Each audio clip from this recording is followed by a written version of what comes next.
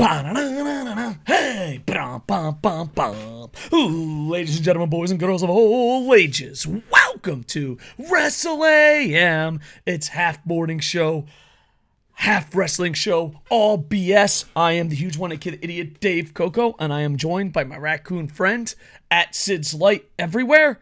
And finally, Wrestle AM has returned to YouTube, KocoSports, or wherever you find your podcasts. September, I've been crazy busy with hockey, pro wrestling, Tokyo Game Show, so I need to focus. I need the energy of a young man. I need to go to all these events and still YouTube. So we're late for last week, but early for this week. I see this as a win. How you doing, Sid? I just want to know, how come all of our countdowns start this way? 3, 2. What happens to 1? Oh, that's Where does 1 go? All right, let me let you in on a little secret, because some of us see your hands, so you better not say you're counting down with your fingers. No. Listen. I'm Hollywood like The Rock. You actually never say 1 in radio or television. You never say 1. It's 3, Why? 2. I don't know, just because 1 gets picked up for years. I think for years I've questioned this. It's just a radio television thing. Where does the 1 go? Yeah, it's like, ready? 5, 4, 3, 2. Hey, no number 1s in this team. Yeah, we're a duo. Oh, okay. Yeah, I see. That's a nice spin. Speaking of spins, The Rock has come back to his number 1 love, pro wrestling, sports entertainment, WWE, and it has nothing to do with the writer's strike or the last few projects failing. It is for heart. It is for passion. It is for his love of the business. Bring, bring, bring. Hello? Rock's agent? Oh, they're still on strike? And he's back. He's talking WrestleMania, boys. WrestleMania. Yeah. Isn't it great? Writer strike seems like it's going to last a little bit longer. Something like John Cena and The Rock are feeling like a return. Heart, determination. That's all they care about. All they care about is the fans. They care about the fans. I do like the idea they didn't advertise this, because that was a huge pop. It was because, like, even the thing like Rock said for him it was top 5 loudest pops in his career. Oh, that's it was only a 14,000 person crowd. That's amazing. You love to hear that. Because here's the thing. What's his name? ESPN, Pat. I was going to say Pat Summerall, but that's not Pat Summerall. Shit. No, Pat McAfee. Pat McAfee. I love his podcast. Don't know his fucking name. Punter of the Colts. Good guy. Pat Norton's antivirus. Yeah. He was there. And he even, like, exactly said The Rock was going to be there. He's like, this is the people's show. And the audience, just like me, were like, get the fuck out of here. Okay, people's show. Okay, The Rock's going to show up. You know what I mean?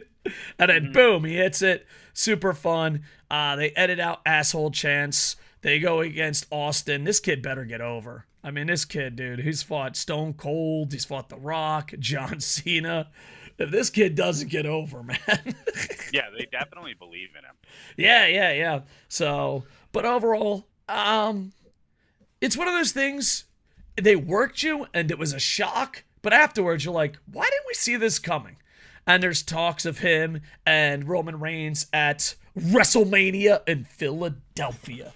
So it should be interesting. I think it's, sports entertainment-wise, it's great. The match is going to be 2 Samoans staring at each other. Some people call it pro wrestling. I call it Samoan staring. And then the rumor is night 2 will be Rock and Acknowledge Me, Roman Reigns, and Cody Rhodes and Seth Rollins will be night 1. Wow, what a second place night 1 that is, as far as sports entertainment goes. But who knows? 1 night for wrestling, 1 night for Samoan staring contest. I'm a big fan of The Rock. I've got to work with him, got to meet him. You know, I'm sure he remembers me. I was like, hey, dude, I got to meet The Rock. Do you think The Rock hangs out in Hollywood? He's like, yo, Kevin Hart, one day I got to meet Dave Koco. You think that conversation ever happens? No, I think the only conversation that he repeats from his past is about how many dollars were in his pocket at the time of different events in his life. Was it 3, 6, 7? I only had $4 in my pocket, and that's when I took out Thanos. Rock, what the hell are you talking about, man? But I'm a huge Rock fan. I'm not the wrestling fan of me is like, who gives a shit? But the sports entertainment fan of me is like, hell yeah. And The Rock deserves his success. One of the greatest human beings I've ever met. So, If nothing else, then he's going to spike their ratings for sure. And every time he's going to show up, if he cuts a promo, it's going to be worth watching. Because, like, love him or hate him, I highly doubt he can go in the ring with his size. I just don't think he's still got the mobility to really go. I'm sure he'll be able to get carried through a decent smash, but I don't think he's putting on any 5 stars or anything. of course. That said, his promos, though, are still going to be great. Yeah. So, looking forward to it. Sports entertainment. And here's the thing. WWE has found a valuable lesson that they always knew. The in-ring product does not matter to their fan base. Like, someone who was like, there's 2 co-hosts this week. It's like we had 2 Hollywood co-hosts. Yeah, so, Rock, welcome back. Go XFL. Bring back Tampa Bay. And that's about it. Any last thoughts? I know you hate him, but I did like Cena and The Rock hugging in the backstage. I thought that was cool. Yeah, I thought that was kind of cool. And also The Rock and Triple H posing with photos I thought was really cool. They had some nostalgia moments. We live in a world of nostalgia. Do you think we live in a world of nostalgia because we just recycle and, like, do you think there's Well, like it's 'cause no we live in a decent... world of nostalgia because we desperately want to go back to a better time in the world, and we look at the current times and the prospects for the future of the world, and they seem so bleak that we're desperate to get a little taste of what we remember as being a better time. So we tap into nostalgia. And you're 100% right. EA Sports NHL 24 should bring back NHL 94 controllers. Yep. All right. You know what? They got to be happy. TKO, they own the UFC. They own WWE. It's official. They are merged together. Dana White probably cursing under his breath. Goddamn stupid son of a gotta work with motherfucking look at these guys. Ah! And Vince. Okay. Vince, congrats. You found a way to weasel back in. You found a way to do great stuff. And congrats. Here's the thing. Can I time machine this? What if? If Vince listened to Shane, he would have owned the UFC and would have been streaming before Netflix. Yep. Could you imagine owning the UFC and having a streaming service before Netflix? And not only that, wasn't Shane trying to get him to buy multiple other companies before they got big too? Yeah. So, like, Shane, love or hate in ring Shane, you can't deny that Shane as a mind clearly had insight into the future. Like, the dude had really good ideas. Yeah. And hopefully this puts an end. Because in Japan, I'm so happy that I live in Japan for multiple reasons. But the number one... tsunamis. Yes. And number two... number two... I liked Pride and I liked New Japan and Noah, and no one fucking ever said, they're different. Do you think the day and age of dumb motherfuckers are going to come to an end? Or do you think they're going to double down and triple down on the stupidities? I mean, I think stupid people are always going to be around. If anything, there's a growing percentage of stupid people as time goes on, as we descend onto the idiocracy. If I had a clip, I would have Fry yelling into the speaker backwards, "Stop being stupid!" It'll never work. But you know what? The KocoSports. Let me be known. Let me paint a picture. The year 1999. I said we should cover mixed martial arts, pro wrestling, and sports at the same level. And I was laughed at. Now look at me now. I got a beard and a raccoon. Who's fucking laughing now? ESPN's covering wrestling. I know. Forbes. Forbes covers wrestling. That's the one that cracks me to fuck up. Did you think 10, 20, 30 years ago you'd be like, yeah, Forbes is going to cover pro wrestling? Nah. Honestly, I thought pro wrestling would keep going downward. I just liked it. not only did they don't cover just the business side. They cover like Monday Night Raw results. And here's the thing, sometimes they scoop people. Like I'll just go and like, I do my reviews. I'm like, all right, who's the first one to have the reviews that are easy to read? And I'll be like, yep, I am reading fucking Impact results off Forbes. You know what I'm amazed by? I'm amazed that there hasn't ended up being a wrestling show that just runs 5 days a week in the afternoon like a soap opera.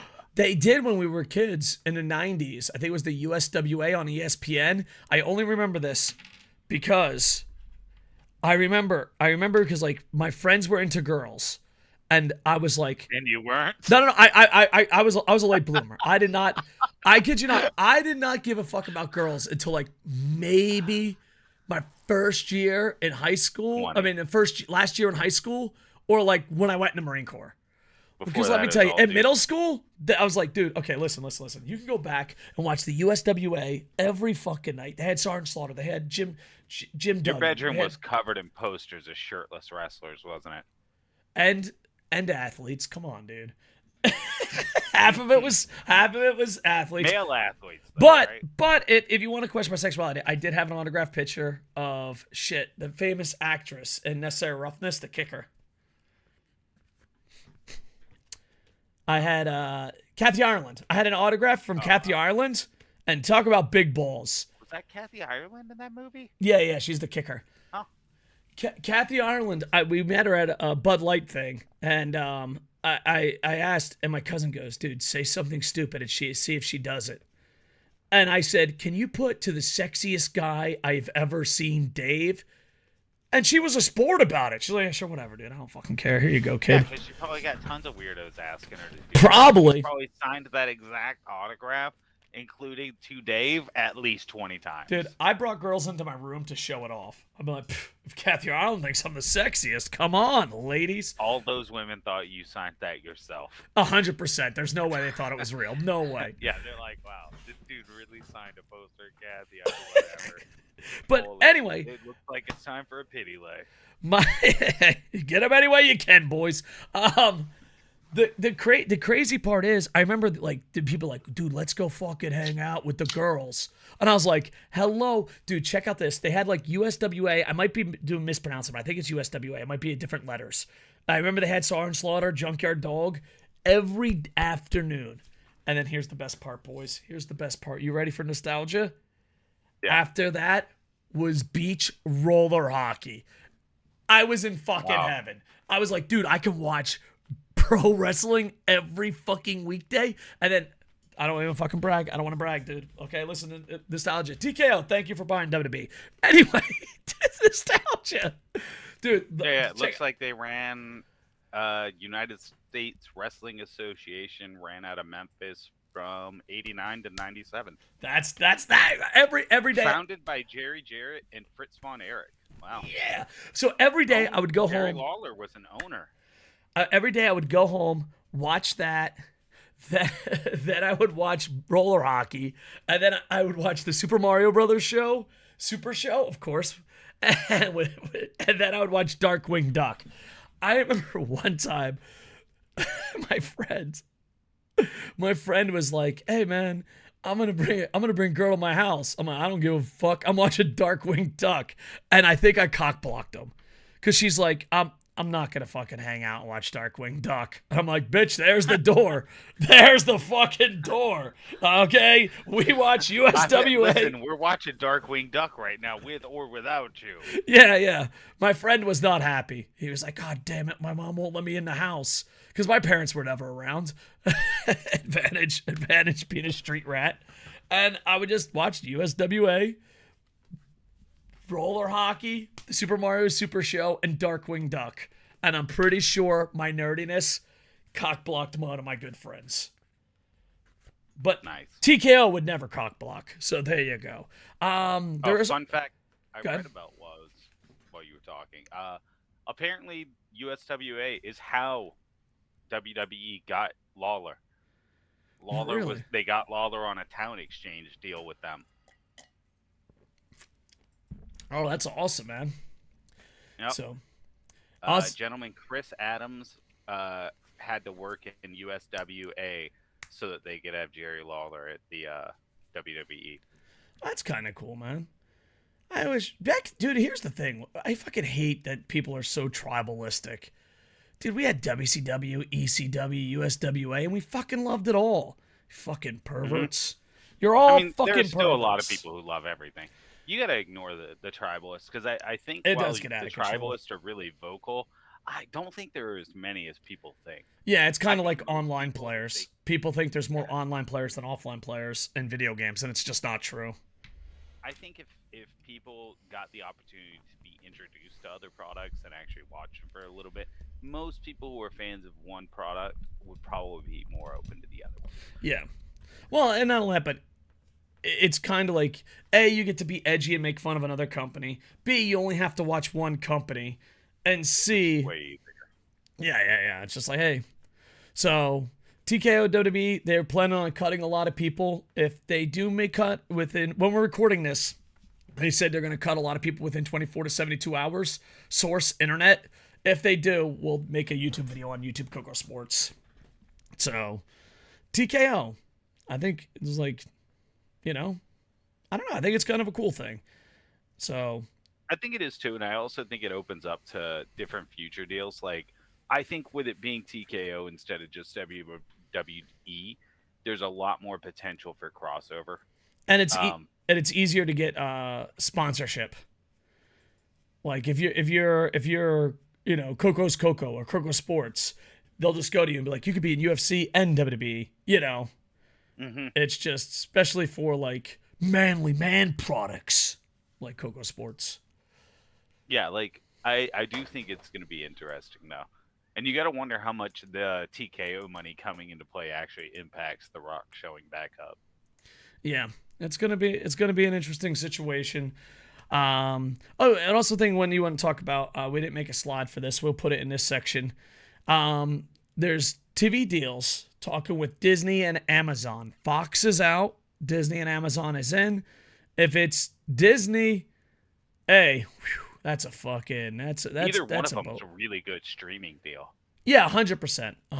And Like that, I would hope. I hope Amazon wins, because then there's the tiny chance Twitch if Sports? Amazon wins that they might let us watch Party It live on Twitch with Amazon Prime, hell yeah, that would be awesome. which would be very cool. Yeah, get on that Twitch. But yeah, So I don't know. It's gonna be interesting. I always thought Disney was the best choice to buy WWE, but I think with their Disney. track record, it's rough. I think Disney can undeniably look at WWE and be like, okay, this is a talent pool we can pull from as well. You know what I mean? IP. They have to be open to the fact that not just do they have the WWE world itself as its own usable asset and making whatever revenue it is, and a really good addition to any streaming platform, I think, would be AEW or WWE right now. The fact they aren't on streaming platforms is crazy, though I think one's reportedly going to Max soon.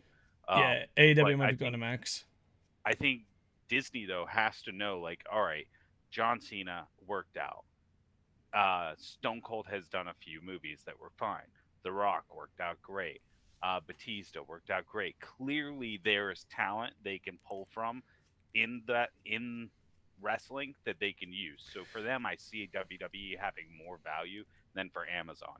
Yeah, and even if it's not top tier actors in the WWE universe, you could just do cross promotion. Like you could get anyone to be a big goon in any kids show. And then there's a cross promotion. So let's say, you're doing, I don't know, homeless guy and a raccoon's adventures. And I'm like, oh, we're going to go up against this big guy, or this big guy's going to come by and intimidate us. You just call WWE and put in a random wrestler. That's so much co-produce, Actually, another point in that market that should make Disney already favorable to it is Disney did that to us when we were kids. Disney did that. Remember Vader on oh yeah, Boy Meets World? Yeah, that was like the coolest shit ever, dude. I lost my mind when Vader showed up on Boy Meets World. Boy Meets World was Disney? I didn't know that. I thought for some reason in my head. I thought it was Nickelodeon. I think it was ABC originally. Oh, okay. Got it. Who owns Boy Meets World? Rumor has Aired it. on ABC for 7 seasons. ABC is Disney, I think, right? Now it is. I don't know if it was back then, but we don't need to find out. They own it now. Did they own it back then? I don't know.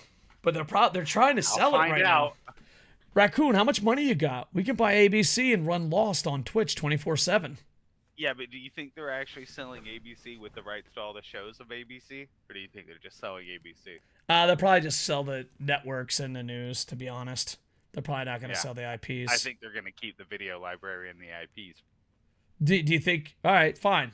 We don't get to we don't get to show Lost. Their biggest kid shows on Disney, isn't it? Boy Meets World? No, Girl Meets World, the sequel. Oh, really? No, I didn't know. Yeah, it's got like multiple seasons. It's a sequel. They've even got Corey and Topanga, or the parents, on it. That's cool. So, yeah, the only thing I watch on Disney Plus these days is Futurama.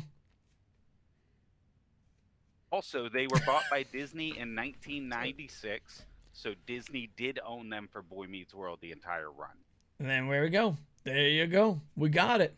Problem solved. Problem staying solved. Useless information I was able to discern. You're welcome, everybody. You're welcome, TKO.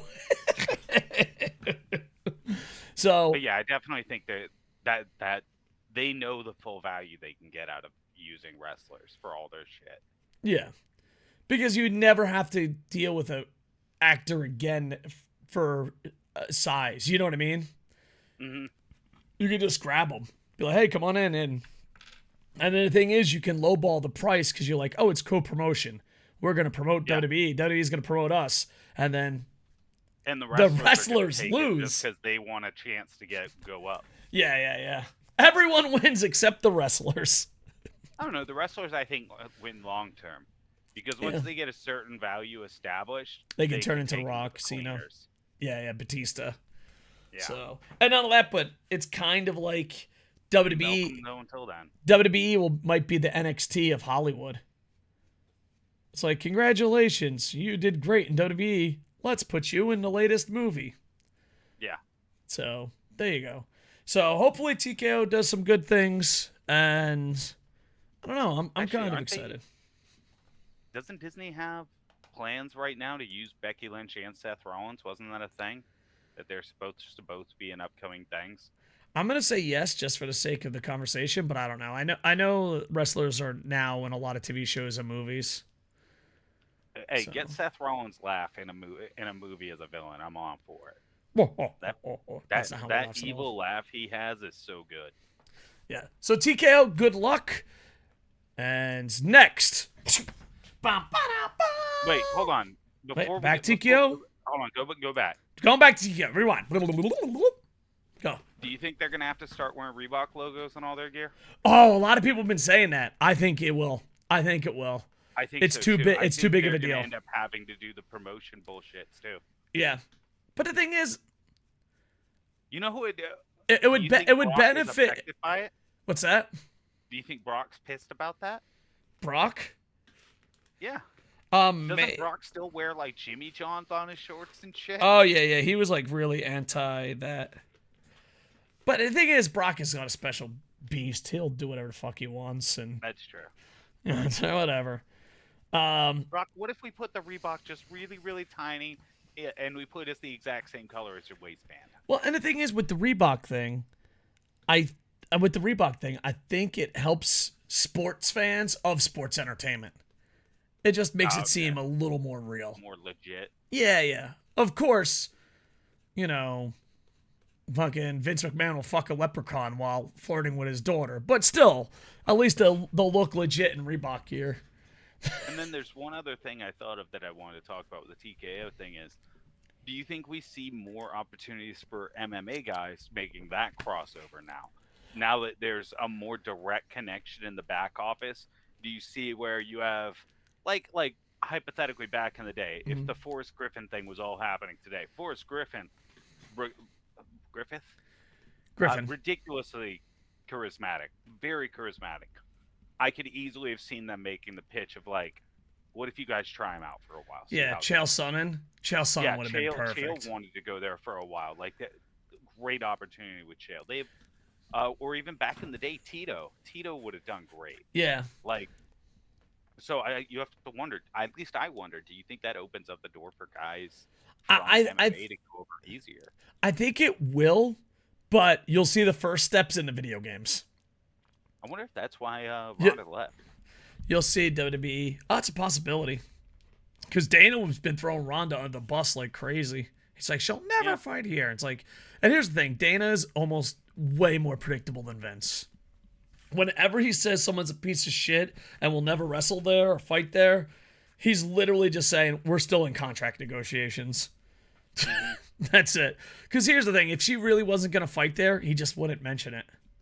Yeah. He'd be like, oh, we'll see what we can work out. But when he's like, she'll never fight fight ask here. her about it, he'd be like, I'd rather talk about real fighters. Yeah. But, yeah, so, yeah, it should be interesting. But I think we'll see it in video games first. Like with Fedor, Mike Tyson, Ali being in UFC 5, we'll probably see some DLC of wrestlers. And we might see some, like Conor McGregor in WWE would probably sell. Yeah, Conor would do well. Yeah. But provided he could control himself outside of the character.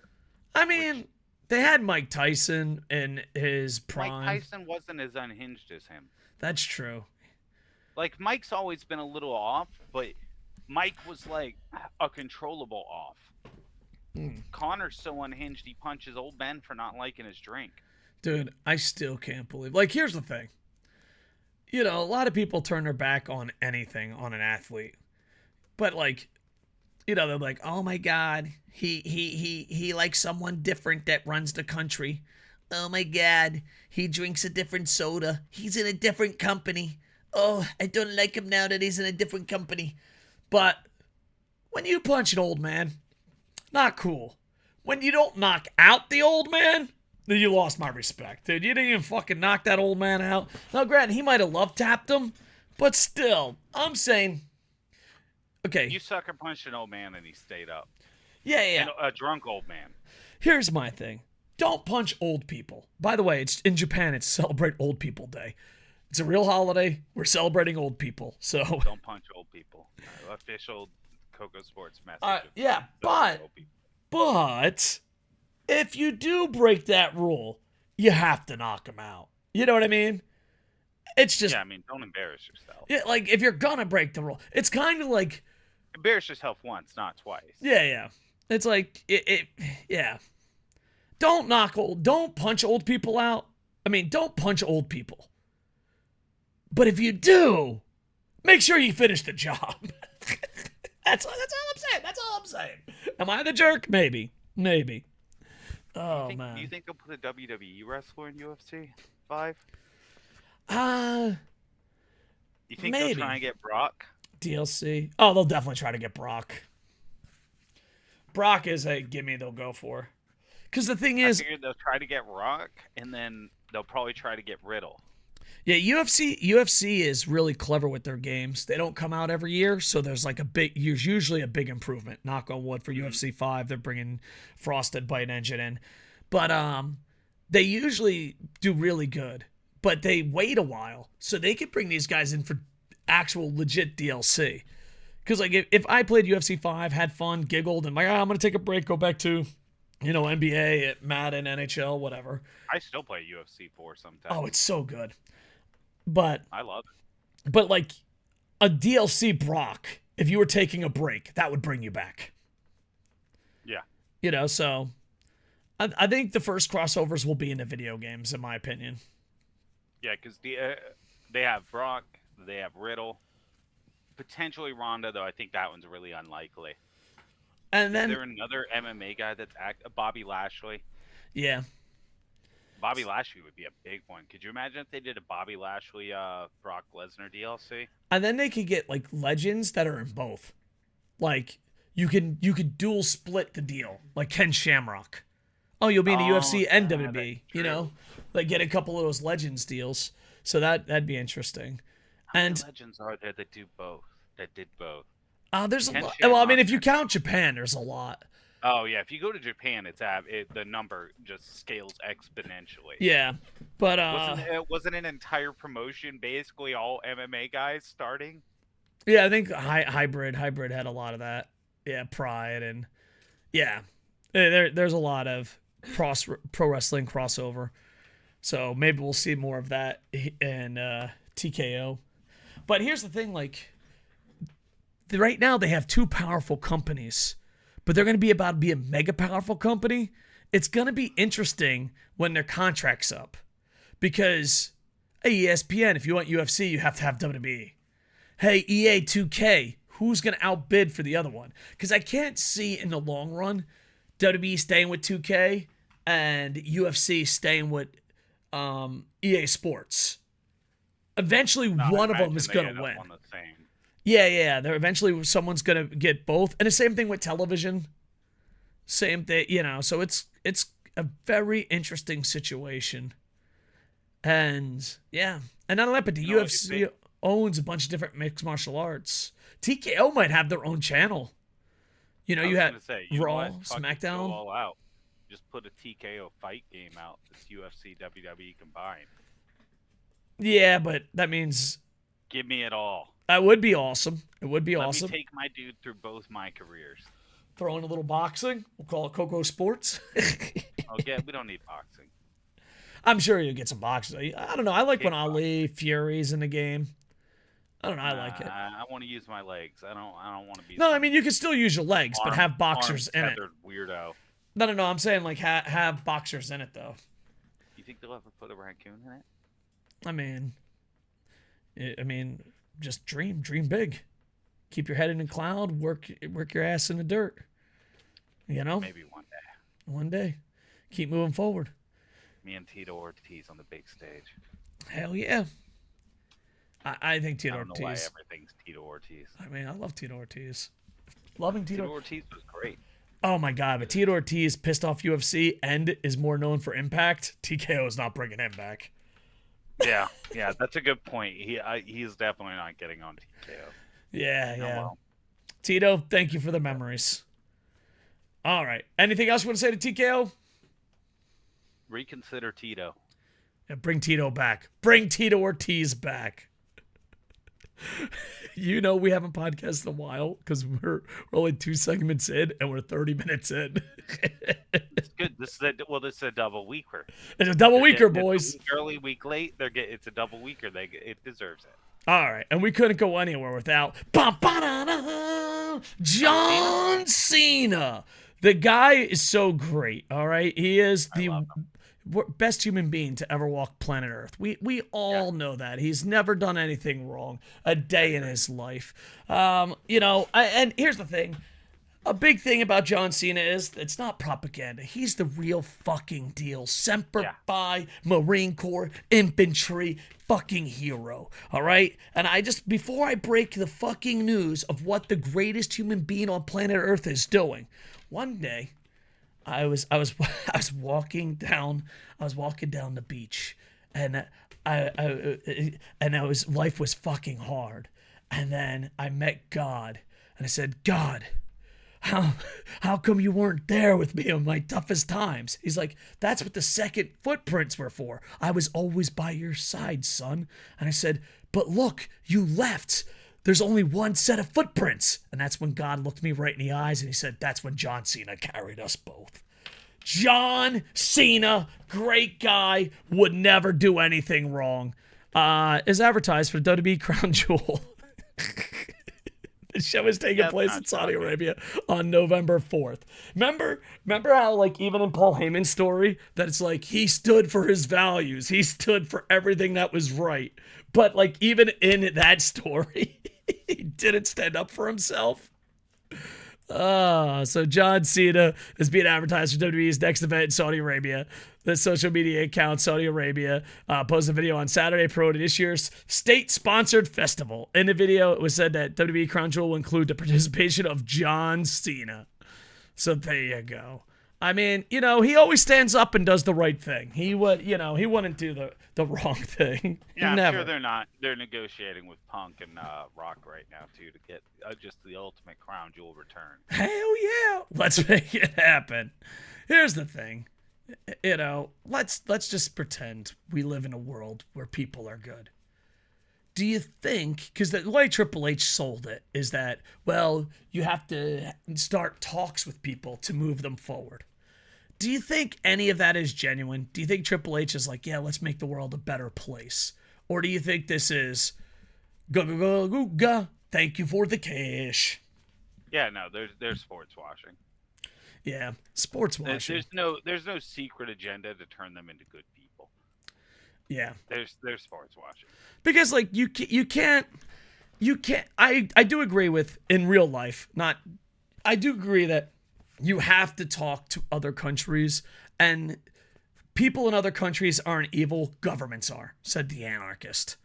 So like when you're like, I hate this country that the television told me to hate, in reality, you hate the government. That dude that's just waking up is just trying to feed his fucking family. You know what I mean? You don't actually fucking hate him unless you're a fucking scumbag. But I don't see them going over there changing their way of life. Or hey, you know, I don't see, what was it, Anna and the Prince? What was that it? What was that fucking really bad movie and TV show and book? So basically this is about this white girl. She goes to like some fucking foreign Asian country or African country. I apologize, maybe Middle Eastern. And she's like, my way's the right way. And then like the prince was like, yeah, she's fucking hot. Let's listen to her. I don't see any of that going on with WWE. I could be wrong. But yeah. No, they're just paid shills. John, thank you for your service. Semper Fi. Yeah. He's a great guy. One time he helped me in the parking lot. Next, speaking of great guys, one great guy to another. CM Punk. He was doing commentary for Minor League of the UFC. I apologize. Let me just get that one right. Dude, that's bad. Oh, CFFC. Okay, I was a little worried. I was like, they didn't even mention the fucking thing in the story? What are they, shitty podcasters? It's Cage Fight Cage. No way. There's no way that's the fucking name. Yeah, of the that's company. what it stands for. Cage Fight Cage. I used to own a marketing company, and now I'm retired, so someone else runs it for me. My marketing soul fucking died inside. There's no fucking way. I know you're right, but I have to see it myself. I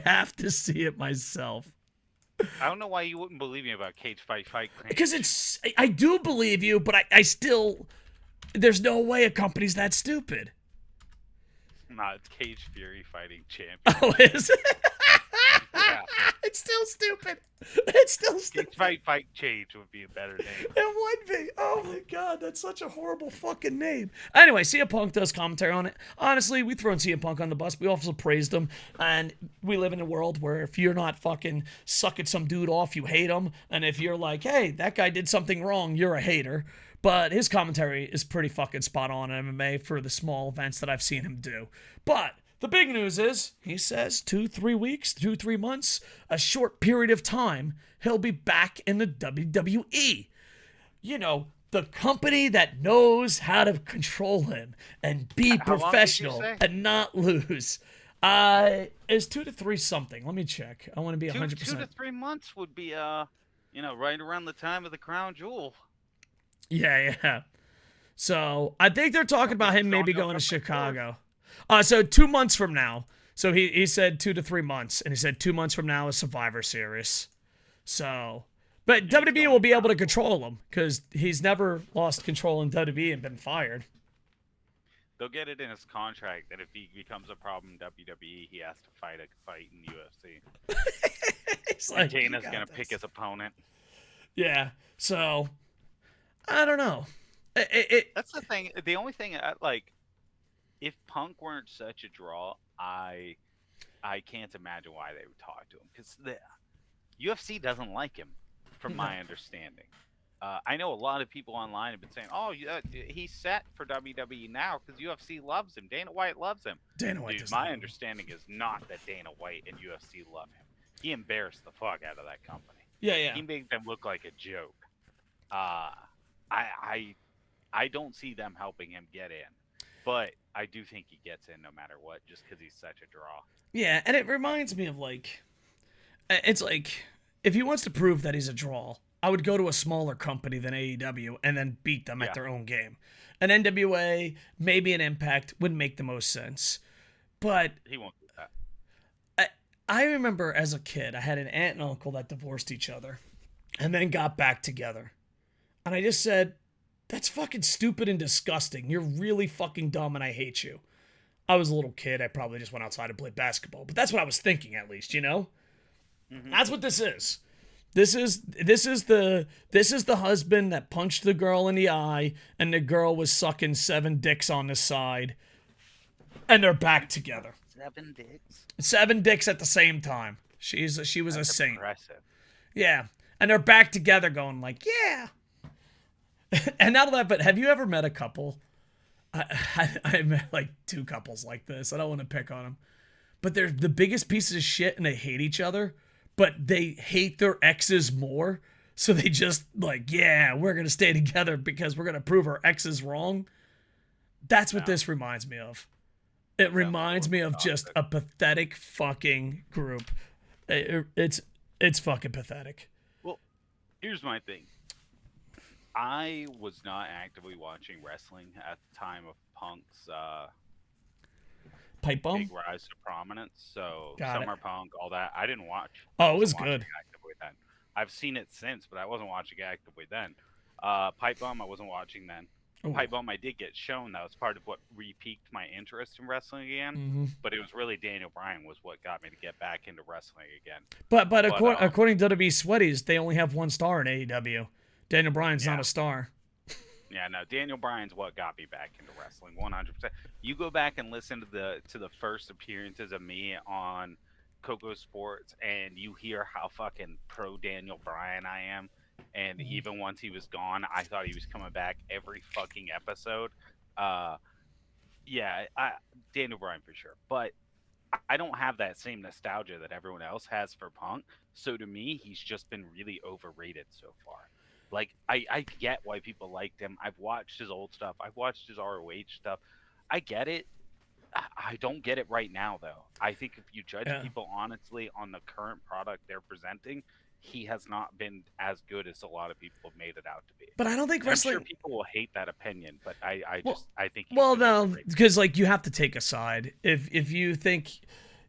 It's A, people improve and get worse. And fans don't understand that. And B, I think a lot of North American fans, a lot of WWE fans, do not give a fuck about in-ring product.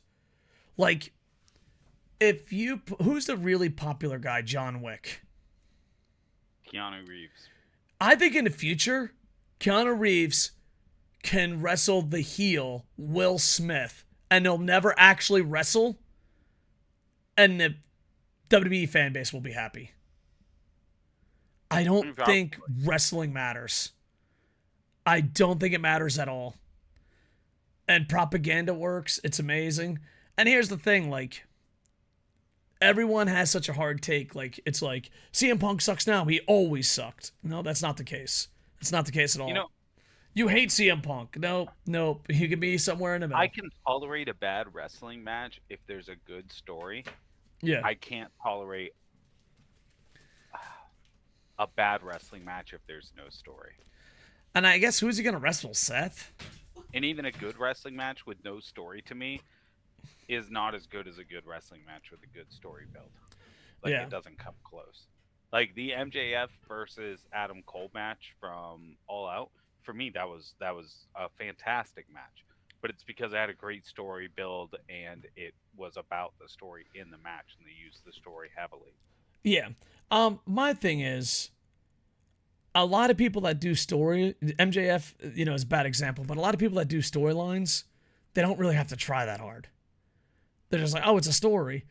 I think story is important, but if I'm paying money to see you, I want to see you do something I can't do. You know what I mean? I don't know. You can have Rocky Apollo every night or every pay-per-view, and you don't. How do you not? You know what I mean? I guess for me, the point I was trying to get to was that so story should be the way to get you into the building. I think story should be what gets you invested, what gets you wanting to see that big blow off match at a pay-per-view. Yeah. And that big blow off match should be a good match to make that story payoff worth it. But I don't feel like Punk can give me that anymore. I mean, I think his best match was his last match when he was pissed. Triple H is gonna have to poke him with a stick. Let's be honest. I think Punk went out there knowing damn well he was getting fired, and went out there with the intention of doing absolutely everything he could to make it the greatest match he could put out. Yeah. Because he doesn't have to worry about his healing time. He knows he's going to be fired after. You know what I mean? And nobody's going to know if he got injured or anything because he'll keep it in his personal record. Yeah. So, I don't know. It just sucks. It's your uncle who has a drinking problem and beats your whore of an aunt getting back together. And you guys are going to act like it's fine. Good luck at Thanksgiving. I just can't wait to hear other people. God, man, I can't. I hope Miz gets to feud with him after he goes back. Yeah, because the thing is, he's not going to be protected. In No, AEW, he was God, protected. I would love to let Miz, could you imagine if they let Miz just fucking dismantle? Well, him? none of that, but Miz, John Cena, The Rock, Yeah, but Seth but Rollins, they're going to eat him alive alive because he's not protected. Seth, yeah, Seth, I think would be a really ugly one. Yeah. But I think The Rock or Cena, I don't think hits as hard as the Miz or Rollins, because I think The Rock and Cena, both people will write them off as old feuds, blah blah blah. Yeah. Whereas the Miz has won people over so hard in recent years and has had so many good shoot fade kind of like promos on people where you include shoot in it, that I just think people would be amped to see Miz tear apart CM Punk. Yeah. So, it's going to be interesting. You know, when you see your aunt with a black eye and fucking some drool going down her fucking face from, you know, going with your uncle's brother, maybe your father. Happy Thanksgiving. Happy Survivors Day. I think he'll be fine in WWE if they just basically only bring him in when they're using him. Yeah. And I mean, maybe like people and build up resentments. What about like just a Chicago exclusive? Go out there, cheap pop. All right, we'll see you next Chicago, buddy. Yeah, that's not even the worst either. Just the build for Chicago pay-per-views, basically. Yeah. So, it should be interesting. So, I wish him luck, and hopefully he can have good matches at the end of the day. You know, because here's the thing. You said you like good stories and good matches. If CM Punk has a great promo and it's the greatest fucking thing in the world and WWE fans are rubbing their nipples even though they fucking hated him 2 months ago because they have no standards whatsoever. If that happens, at the end of the day, will it be a good match? I don't think so.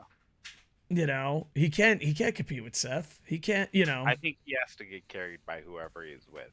Oh, yeah, definitely. And I think if they put him against people who don't like him, they're not going to make him look as good. Yeah. So, you got Cody, you got Seth, The Miz. Weren't there rumors that Cody was saying he didn't want anything to do with Punk? Or someone was? I don't know. There's a lot of rumors that going around. I know there was that original rumor that Rhodes had left because he didn't want to work with someone at AEW. Yeah. And Punk was the top guest for people. Yeah. So it's gonna be interesting. It's gonna be interesting too, because like people that only root for one corporation and not for a standard are gonna be exposed a lot with CM Punk. They're going to be exposed a lot. So, and here's the thing. Just say you like one company. That's it. It's okay. It's okay. Speaking of the other company, CM Punk is all elite. It's a little bit of a lie. We're talking about how CM Punk is gone. He's fired. And now how is AEW bouncing back? Ratings are in the tank. Attendance is a little bit low. They've hit some hard times. I don't think CM Punk has that much of effect on what is going on right now. But That's just me. I could be completely wrong. I still would have fired him. Where do you think AEW stands right now with Well, I think CM Punk going? we all of us knew that show, the Collision show, was going to be a ratings bomb pretty consistently. Like everyone knows that Saturday's a death night. Like we knew it before the show ever started. Everybody was saying Saturday's crazy. Saturday's a death night. Mhm. Everybody, I feel like ratings wise, they know what they're getting, and backstage, I don't think they're worried about it. I don't think W or HBO, HBOW Max Discovery, whatever they're called. I don't think they care. I think they're getting what they wanted, which is a reliable product to put on a Saturday time slot. Especially with the Because writer's strike Saturday's going horrible. on. Yeah, because Saturday's hard as shit to fill. They'll accept it. I don't think they're worried about it. That said, I think they've done a great job in how they've handled all the Punk stories and builds that were working. It seems like they basically everyone who either was working with Punk and was supposed to be getting payoffs or was going to be working with Punk basically is either guaranteed to work with Mox or Brian. It seems like that's where they went. Was Dragon comes in to wrap up on one end for Ricky Starks. The championship wise, as far as that stupid X belt that MJF had never mentioned once because it didn't matter. Yeah, That belt's gone. I hope they keep it gone. They never mention it they again. That would be shouldn't. ideal. Yeah, But I love what they did, which is for one, they gave the Orange Cassidy lost his title to who is arguably the most protected guy in the company. I think Moxley's only lost clean to like one person, and before Punk, I think he's only got two total clean losses, but I might be wrong. He might be up to three now. He yeah, doesn't lose clean very often, so if uh, you lose to Mox, it's not a bad thing. yeah. And I think this is Golden Star's joke. I don't know if it's his original joke, but CM stands for Call Mox. It really does at this point because We, that's all they've been doing. we joked in the But past. I don't know if it was the same podcast or if it was on Twitch. Me and Sid talk a lot, but I have this silly theory with no facts whatsoever that Moxley just was the one rallying up Punk. He's like, "Hey man, you fucking hear what Jungle Boy said to you? What are you gonna do about that?" And then he loses his job, and he's like, "Oh man, do I have a new spot?" A little bit of sarcastic on that, but I just think it's this time of year is rough, and I think because of the big event in the UK, the WWE Sweaties came out at full force, and they weren't prepared for it. And I also worry that it's like CM Punk is gone, and I don't think that's the main problem. As someone that watches 4 or 5 different companies, I think AEW's problem right now is they're more worried about sports entertainment fans than pro wrestling fans. And I think that's a bigger factor because the last couple shows have been very sports entertainment. Well, let me I know you don't agree, and I'll let you counterpoint in a second. If you're too sports entertainment, you are a second place WWE. Where if you're not too sports entertainment, you're an actual alternative. I think they're getting lost in the sauce with too much sports if you're entertainment. nothing but pro wrestling and you aren't giving a story that can keep people grasped, then what's your fucking point? Go be a Japanese. 100%. Great point. There's no stories and there's no sports. There's no stories in sports. No, There- I want. What I'm saying is, Yeah. good stories are important. Yes. I don't think it. I think it's vital to have some good stories on the card. 100%. Your wrestlers are great and have carried your entire promotion just by putting on banger matches. I Your 100%. wrestlers are going to continue to put on banger matches because you have a fucking great roster. Yeah. But if you want to start stealing fans and you want to get people more invested to where they have to keep watching, you have to give them stories to be invested in. Yes, but they I don't. don't think you should ignore the wrestling in favor of the stories, but I do think it's important for them to do more stories, and I think this is them finding their footing. I agree with you, but there are stories there are stories in sports. Tom Brady's a story. Michael Jordan's a story. Kobe Bryant's a story. The Gators, the documentaries, there are stories in sports. they just have to show that more often. I think they're going, because when you say sports more than entertainment, people are like, there's no stories. And it's like, all right, so there's no stories in Major League Baseball this year. There's no stories in the NHL this year. There's no stories. No. You want stories, but you also don't want, like, you to point at the screen and go, you know, the Leonardo DiCaprio meme, point at the screen and go, oh, that's WWE. And the perfect example of that, in my opinion, and I picked on her a lot, is, the Australian girl. Toni Storm. Toni Storm. You hate, but I everybody despise. loves that. 100%. But here's the thing. I think it's hilarious. I think up, chin out, and watch out for the shoe is awesome, but everything else is fucking garbage. Here's the thing. They're hiding the fact that she... killing me. They're hiding the fact that she can wrestle and the rest of the roster can't. That's the only reason for the gimmick. Well, okay, let's be honest, though. From the start of AEW, AEW's women's roster has been more sports entertainment than wrestling the whole time. That's why Britt Baker's been at the fucking top. If it had been about the pro wrestling talent of their women wrestlers, we know damn well Britt Baker would not have been on the top. Hell, Paige wouldn't be the champ right now. No, I think Paige would have won the championship because I think Paige winning at that it's a story. Is just too good not to do. But I think she's dropping it next pay-per-view. There's no reason to keep it on her. She can't go. I'm sorry, Paige. I love you. You were one of the most promising women wrestlers of all time.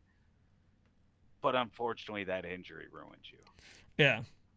I just think that there is corporate dick huggers, sweaties. I'm going to defend this company no matter what. You know, especially with, like, CM Punk's the perfect example.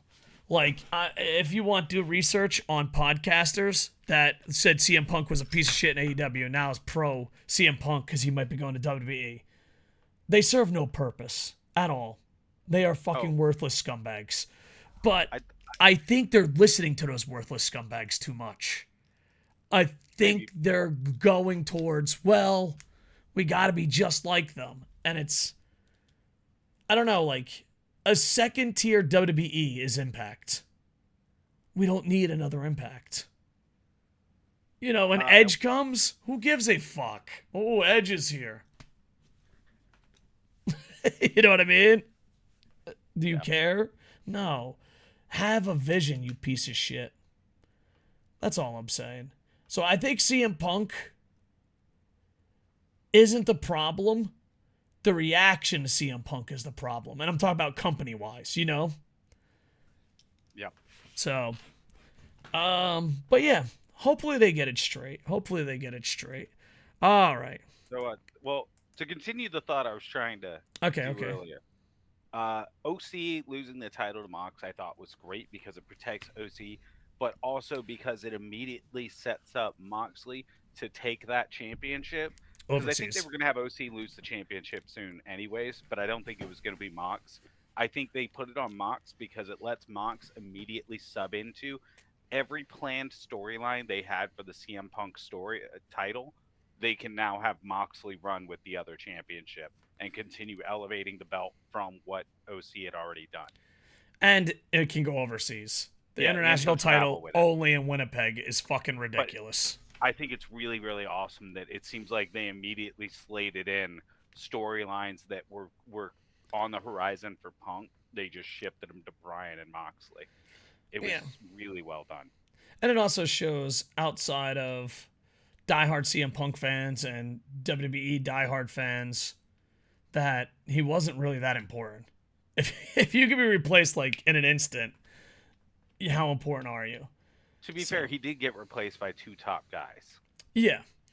So it wasn't like they just replaced him with like fucking mid-carders. But there's CM Punk is their only star. Dude, if Daniel Bryan shows up on Raw tomorrow, you're sucking his dick. Oh, God, yeah. Everybody is. If Daniel Bryan was miraculously out of contract today and just floated the idea of going back to WWE would be all over him. Yeah. How much, Daniel? It's like when someone's like, I don't like Kenny Omega. I always say this. You will when he shows up in a Royal Rumble. WWE would pay so much for Kenny Omega. Yeah. Because, like, here's the thing. Everyone's saying that CM Punk is the only star. Daniel Bryan, Moxley, Jericho. Everyone's saying They would this. pay so much to get Moxley back. I think there was a report that Vince McMahon admitted that getting rid of Moxley was a mistake. Well, there was a thing that I just read it recently. It was John Moxley was basically saying how like the problem with being the dependable, reliable guy is eventually you get taken for granted because you're always there, you're always ready, you're always reliable. And he's like, and even when I was leaving WWE, Vince admitted that it took me for granted. Yeah. So I guarantee they would get Mox in a heartbeat, if only for their Shield reunion triple threat at a WrestleMania. They wouldn't even have to market it. They would just have we'd just be on board. These three guys triple threat WrestleMania. It wouldn't matter if there was a championship involved, nothing. It's instantly a sold match. Like everybody's interested. Yeah. They would go for him. They would go for Bryan in a heartbeat. Yeah. And they would go okay. Honestly, they go for most of the top of the card. I don't know how people get this idea about how AEW doesn't have stars when we all know that AEW roster would be if the whole roster became hypothetically AEW tanked right now, suddenly announced, oh my god, we've been lying about the business. We're horribly under. We're shutting down AEW effective today. All contracts terminated. Yay, we won. There's only one company. That's what I wanted. We said we won. No, not that. There's only one company. The hypothetical, though, is I think for all the people who say AEW doesn't have stars, WWE is immediately calling MJF. Yeah. WWE is immediately calling FTR. WWE is immediately calling John Moxley, Bryan. They're calling up so many of the guys on this roster almost immediately. Even Andrade, I think, is getting a quick fucking call. Yeah, and on top of that, they'll be cutting a lot of WWE stars that will be headed to Impact, and then you can turn your back on them. No. What I was saying, though, is, like, everyone keeps saying there's only one star, or this is the only star power. I think when it comes to the most powerful guy, in my opinion, especially people here in Japan, it's Kenny. Kenny goes to WWE. That's the day I stopped watching AEW. It's like, okay. I don't think Kenny alone does it for me. Kenny alone does it for me. It's fine. I do love Kenny, though. Because the thing is, like, the rest of the roster is sports entertainment fantastic. So it's like, the aspect of AEW that I love leaves with Kenny. I can see that logic, but for me, there are lots of aspects of AEW that I love that have nothing to do with Kenny right now. Yeah.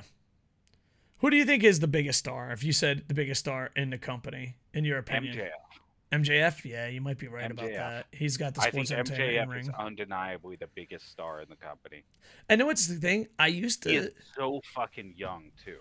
I was late to the MJF party just because, it could be LA Night hype. It could be, this guy's amazing. And then you watch him, you're like, all right. I wasn't on board at the MJF bandwagon at all until Adam Cole came along. I think Adam Cole brought him to a whole nother level. And not just in ring-wise, story, entertainment, character. There's a phrase in writing and radio and television, you found your voice.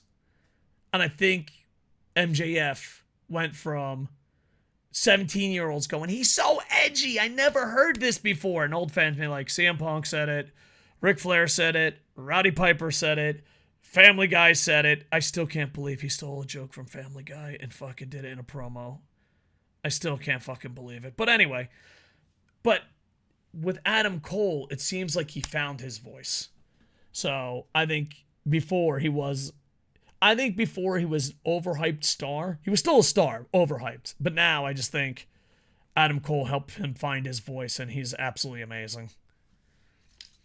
I don't know. I thought he was great beforehand, and I think this story, like I had said it when it first started, I thought the MJF Adam Cole story for me was like a great refresher for both acts that elevated both of them.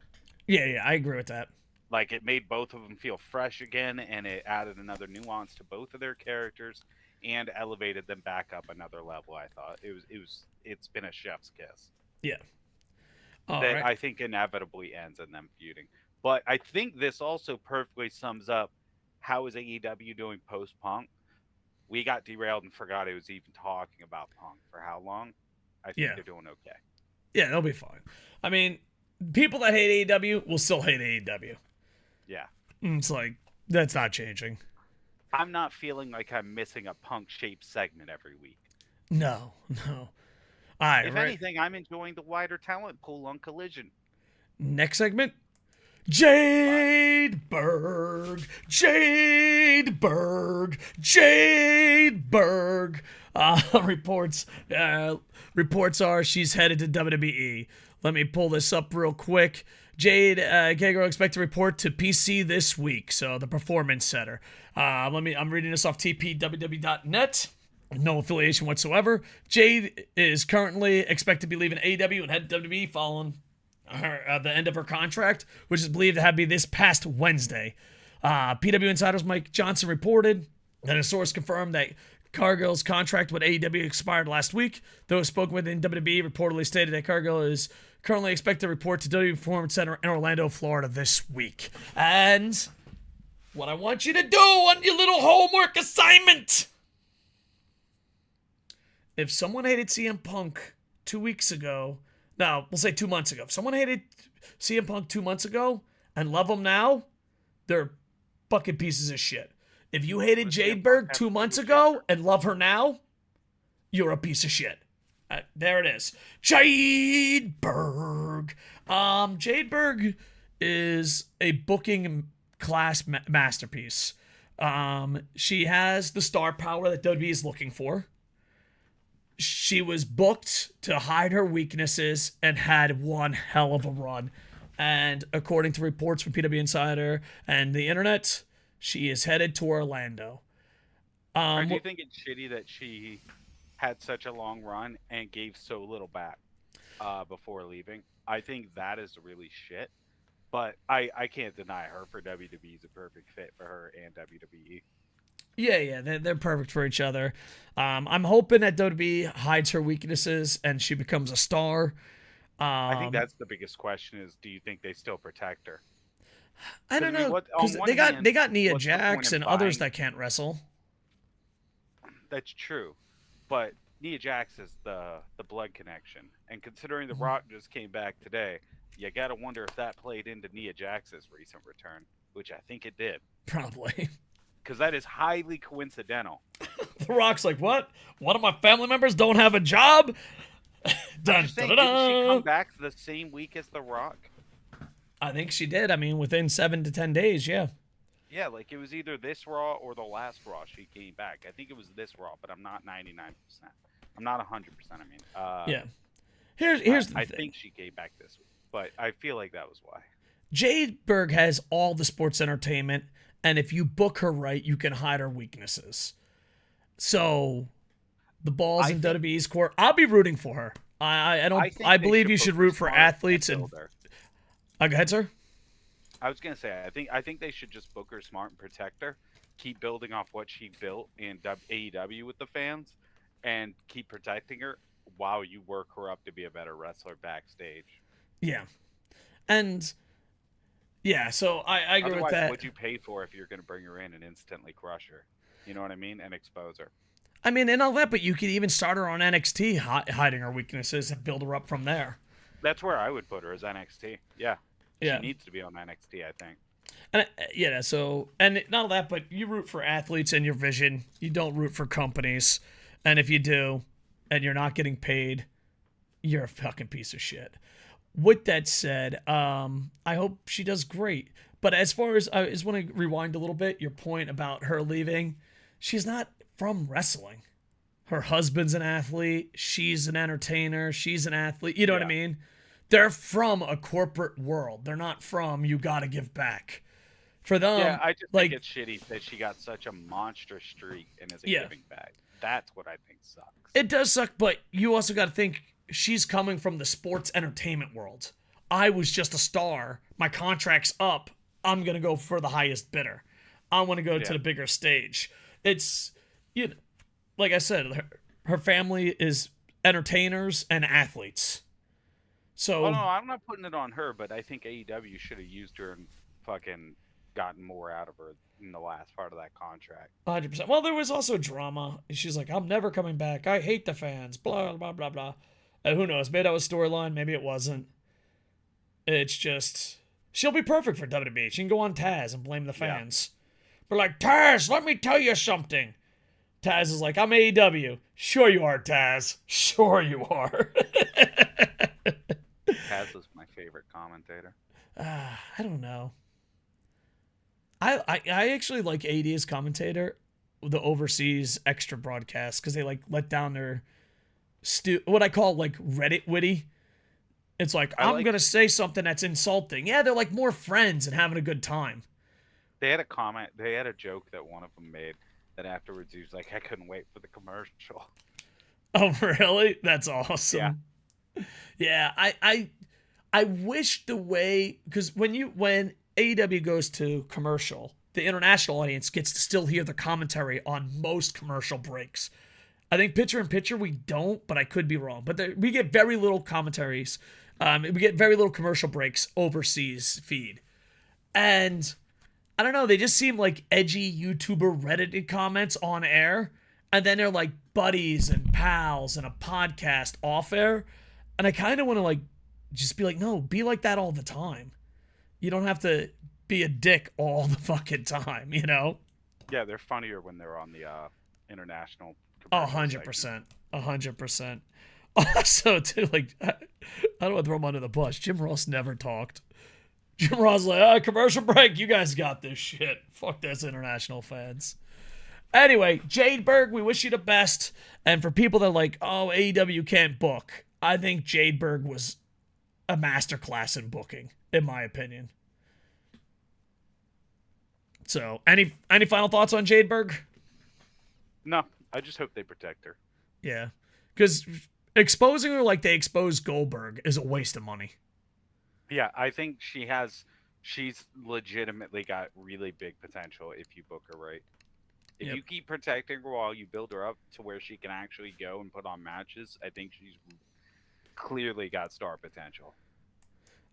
Next, AEW Dynamite Grand Slam. It's not a pay-per-view profit, but I guess it's a profit. It's a Dynamite, and so this is a big one. I think Andy Paps from the Internet Infantry, Golden Star Alex, and anyone else put in the comments if you're going live. And screw it. We'll call it a grand event. I don't know. What do they call it? They don't say pay-per-views in WWE anymore. What do they call it? PLE. Premium Live Event. I'll be honest, dude. I don't know why I got angry. Like when I heard it was PLE. We're going to call it pay-per-view profits. A free pay-per-view. A Clash of the Champions style. It is split up over nights. Night 1 will be on Dynamite. Night 2, Rampage. So it should be interesting. And we'll see what happens at Collision. I do like the fact that they are letting Rampage keep some stuff. You know what I mean? Mm-hmm. All right, let's start from the top here. Prediction time. Give your thoughts. MJF, Samoa Joe. Singles match for the AEW World Champion. I'm reading the card off Wikipedia. MJF easily wins. Yeah. I just think I love Samoa Joe more than a straight man should. I've loved how they built this match for Joe. Yeah. Like Joe showing up and choking out Adam Cole and saying, I'll take everything from you. That's peak Joe booking, in my opinion. Yeah. And that's what I want when I see Samoa Joe. I want that fear that this motherfucker is going to show up and choke anyone out at any time. And there's nothing anyone can do to stop it. That's what I love, Joe. Yeah, Joe can be a star if booked properly and they let wrestling go. I absolutely love him. I think he's one of those guys, if you book him right, the wrestling fans and the sports entertainment fans can love him. Yeah. I mean, you married him, so I get it. It's true. He used to follow me on Twitter, and too many people asked me why we were married, and then he unfollowed me. I think that's officially a divorce. You were getting weird with it. Well, it wasn't me. It was like, is this guy telling people we're married? It wasn't me getting weird with it. It was my Twitch audience. But, you know, my Twitch audience wouldn't be weird. Not mine. No. I hope for a good match. I can't see MJF losing this. You got Saraya aka Paige, versus Tony Storm. Saraya is the champ. And I think Tony Storm is acting like a fucking Looney Tune character because Saraya can't wrestle anymore. And I am not looking forward to this match. I'm hoping that Tony Storm wins and she could just go join Bullet Club Gold and be sports entertaining, but not over the top where I'm like, oh my God, what is this bitch doing? What is she doing? What's your prediction? Chin up, tits out, buddy. Because I think Tony Storm's winning. I think you have to give Tony Storm the championship. She's too good a wrestler not to have that championship regularly right now. The division needs to be built around her, in my opinion. She can go. She can go. She's... All right, listen. Not to be sexist, but in reality, when you look at when any company looks at their women's division and who they want as the star, they're always going to look at how attractive they are. Tony Storm's gorgeous. Tony Storm can wrestle at the very best of them level. She is one of the best women's wrestlers in the world. And she can do character work and cut promos. Tony Storm's the total package. To not book it around Tony Storm like crazy, I think would be nuts. But hey, he loves Britt Baker, so we'll see. That said, I think Tony Storm's great right now. I'm looking forward to this match. I don't think it's going to be a banger, but I do think it's going to be a good match. All right, next, Chris Jericho versus Sammy G. My wife. Forward to this match. I'm not looking forward to this match either, but my wife is a huge Chris Jericho fan. She's Japanese. Why? Dude, Japanese people love Chris Jericho. Chris Jericho could run for prime minister. I don't fucking know. I've lived in Japan for 20 years. His Japan run was good. I've never met a Japanese person that doesn't like Chris Jericho. True story. And I've lived here for 20 years. Everyone loves Chris Jericho. Chris Jericho could come on a flight and be like, I'm the prime minister. And we're like, all right, fucking go with it, Jericho. He's beloved. So she watches when I'm watching wrestling. She pops in when she knows someone. So she'll pop in for because she's Japanese. So she'll pop in for Jericho, Juice, and she'll pop in for Nakamura. Those are the three kind of guys that she pops in for. She's like, oh wow, I know that guy. But the rest she doesn't know. Everybody loves Juice. Yeah, but Chris Jericho, she loves him. She's like, oh yeah, fucking greatest wrestler of all time, greatest sports entertainer of all time. Hashtag Bare Hearts Jericho. Even her, she's like, this is the dumbest fucking storyline I've ever seen in my life. Are they friends? Are they not friends? So dumb. My girl, huge Jericho mark. Even her, she just pops in for Jericho segments, and she's like, this is stupid. This is just fucking dumb. And I don't think it's gonna go in a ring because even though Japan loves Jericho, he's missed a step or two. Sometimes he proves us wrong, but most of the time Jericho is missing a few steps. I think. Yeah, I think this is the contest for worst match on the card. I think Sammy G has to win because Jericho kind of abused his power. If you don't let Sammy G win, it is nuts. I mean, Chris Jericho put himself over on MJF, and I said it was the worst decision in AEW history, booking-wise. Yeah. And I'm just saying, fucking go back and look, see if it worked out. I don't think he'll do it. I think Sammy wins this. Yeah. Either Sammy wins it, or part of me thinks Don Callis has someone show up and help Chris win. And it sets up for Chris joining him, and then Chris versus Sammy happens again at a paper. But I'm not a big fan of managers being with people that can talk. Neither am I, but that's the story they've been building. Ooh, what about this? Just to fucking throw it out there. What if they fucking throw a curveball and Sammy G joins? He's not the best promo cutter. Sammy G can talk, whether we like him or not, whether his topics are good or not. He isn't a bad talker. He's nowhere near Jericho. His character's awful. Yeah, he's very confused if he's a heel or face. Yeah, he has an awful character that I think really holds him back. I don't think he's a great promo, but I think he's definitely not the worst on the roster by far. That's true. I don't think he's I need a mouthpiece level bad. I mean, if I could fucking give a shot, here's my prediction. I say it's a little Rocky Apollo action. All right? I say Sammy beats him cleanly. Chris shakes his hand and leaves the ring. And then they never talk about each other again. Like, that's the end of the story. That'd be okay. That wouldn't be bad. Chris Jericho winning would be like, are you fucking for real? I think Sammy has to win. If Jericho wins and it's not due to horrible, horrible levels of outside interference cheating, then it's just bullshit. But even if there is lots of cheating, it's still that means the story, win. Yeah, the story continues. Yeah, but it's better than him just winning clean. If Jericho's winning clean to close the story out, it's like, why? What was the point of this? It's like, no. Oh, man. Claudio versus Eddie Kingston. Winner takes all match. Been on Wrestle Dream. I 100% agree. But Eddie Kingston in New York is special. This is one of the oldest dream matches we've been waiting for. To not have this on Wrestle Dream seems nuts, but I'm so excited about this one. I agree with you, except for we have to put in the factor in New York, Eddie Kingston. That's a factor you got to throw in there. But yeah, I agree. Oh yeah, I think either way, I think Eddie wins. I think Eddie's walking away with it because I think they want Eddie to have both those titles right now. Eddie's super hot in Japan right now. Yeah, so yeah. I think not putting it on Eddie's nuts. Claudio can be the same as he is with or without that championship. But Eddie can talk. Eddie's always going to be a better person to carry a title because he can talk. And I think Eddie winning this just makes sense. Eddie's hot as fuck right now. Eddie with both titles, I think, is just money. I agree with you on everything, but I'm just going to play devil's advocate for the sake of devil's advocate. Claudio having both titles and showing up to New Japan, pretty hot. Not going to lie. Really cool. Yeah. But it is not. Claudio challenging Eddie again for the titles in New Japan could also be really good. Yeah, or a dream. We could have a rematch. I just hope. True. I know this sounds kind of crazy because we've been wanting this match for a long time. I just hope it lives up to the hype. Because I think it's going to be match of the night. Because Claudio can't have a bad match. Eddie Kingston can't have a bad promo. But Eddie, he has to show up. Yeah, he has to show up.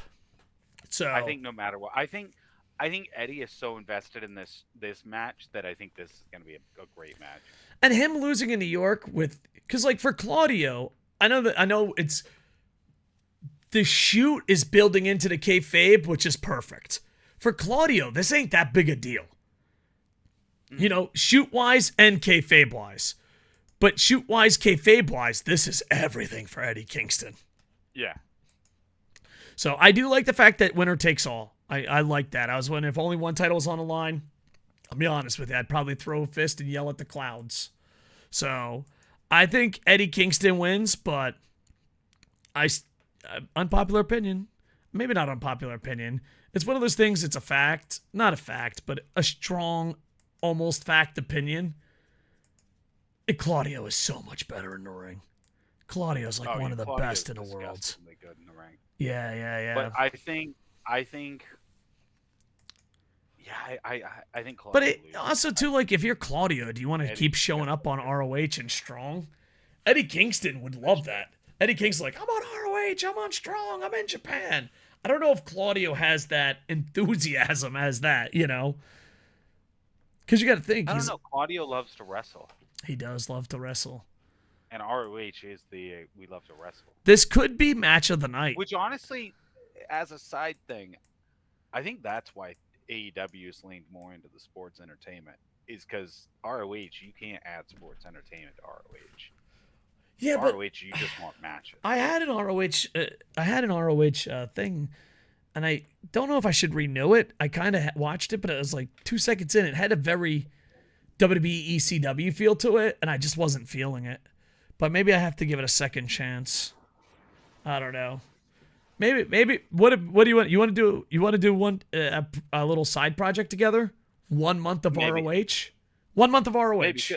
I do watch some of the matches. Like, I love Athena. I think Athena's one of the best. Oh yeah, she's so good in the world. Like, honestly, Athena and Toni Storm are the two best women on their roster in ring wise.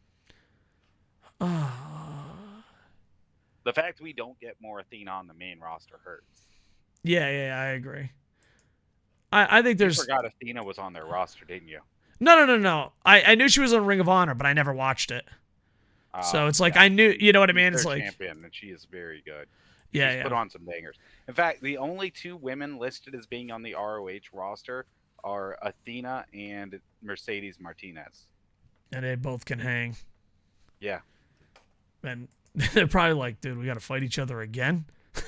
I'm sure they bring AEW talent down. I don't know. Should we do an ROH month challenge? You can come over. You can come over to my. You can come over. You can come over to my Discord. I mean couch, and we can watch it together. Maybe. All right, put a pin on it.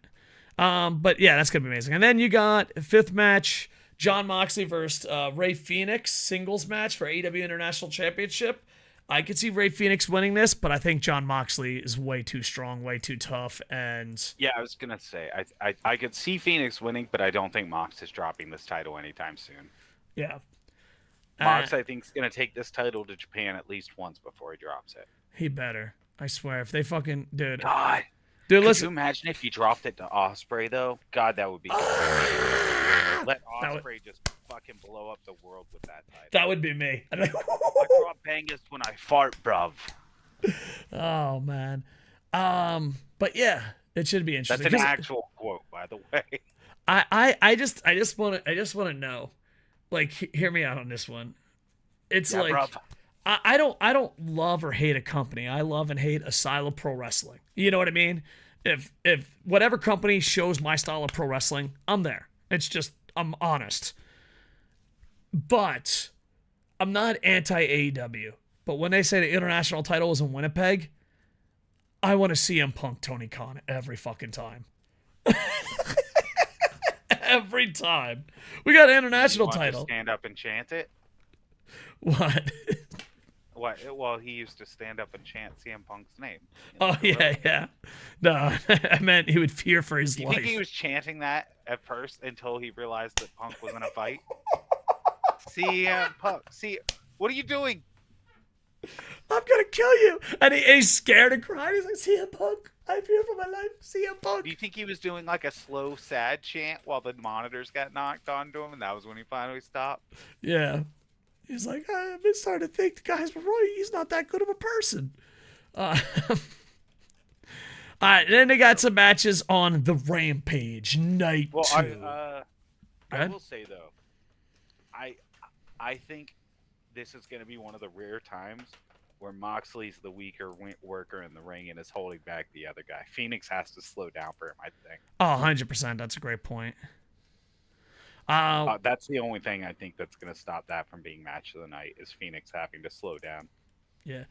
Rampage. We got Christian Cage and Luchasaurus versus Darby Allin and Sting. I got no strong opinions about this at all. Yeah, I don't either. I love Christian Cage and Luchasaurus right now, but I am so over Darby Allin, it's not even funny. I know that a lot of people are going to give me shit for that, but I don't care. I'm so over Darby Allin. I think he's overrated. Darby Allin is a 7 out of 10 that's being pushed like a 20 out of 10. Yeah. He's like, is he good? Yeah. Is he as good as it's acted like? No. I'm so tired of him. Yeah. Not only that, but he stopped tag teaming. Yeah, and none of that, but like by yourself. I don't know. This whole thing is worthless. Next, you got the Mogul Embassy. My boy Brian Cage and others. It's like Brian Cage and the other guys. The other guys are there. Yeah, there's someone else there. Who fucking cares? We'll be going against the Elite. Matt Jackson, Nick Jackson, Hangman Adam Page. It's Bishop Quan and Toa Leona. Yeah, you mispronounced their names. Did I? Yeah, it's Brian Cage and the other guys. No, that's not it. Aren't they part of the Swerve Strickland? Yeah, they are. Strickland faction. Yeah.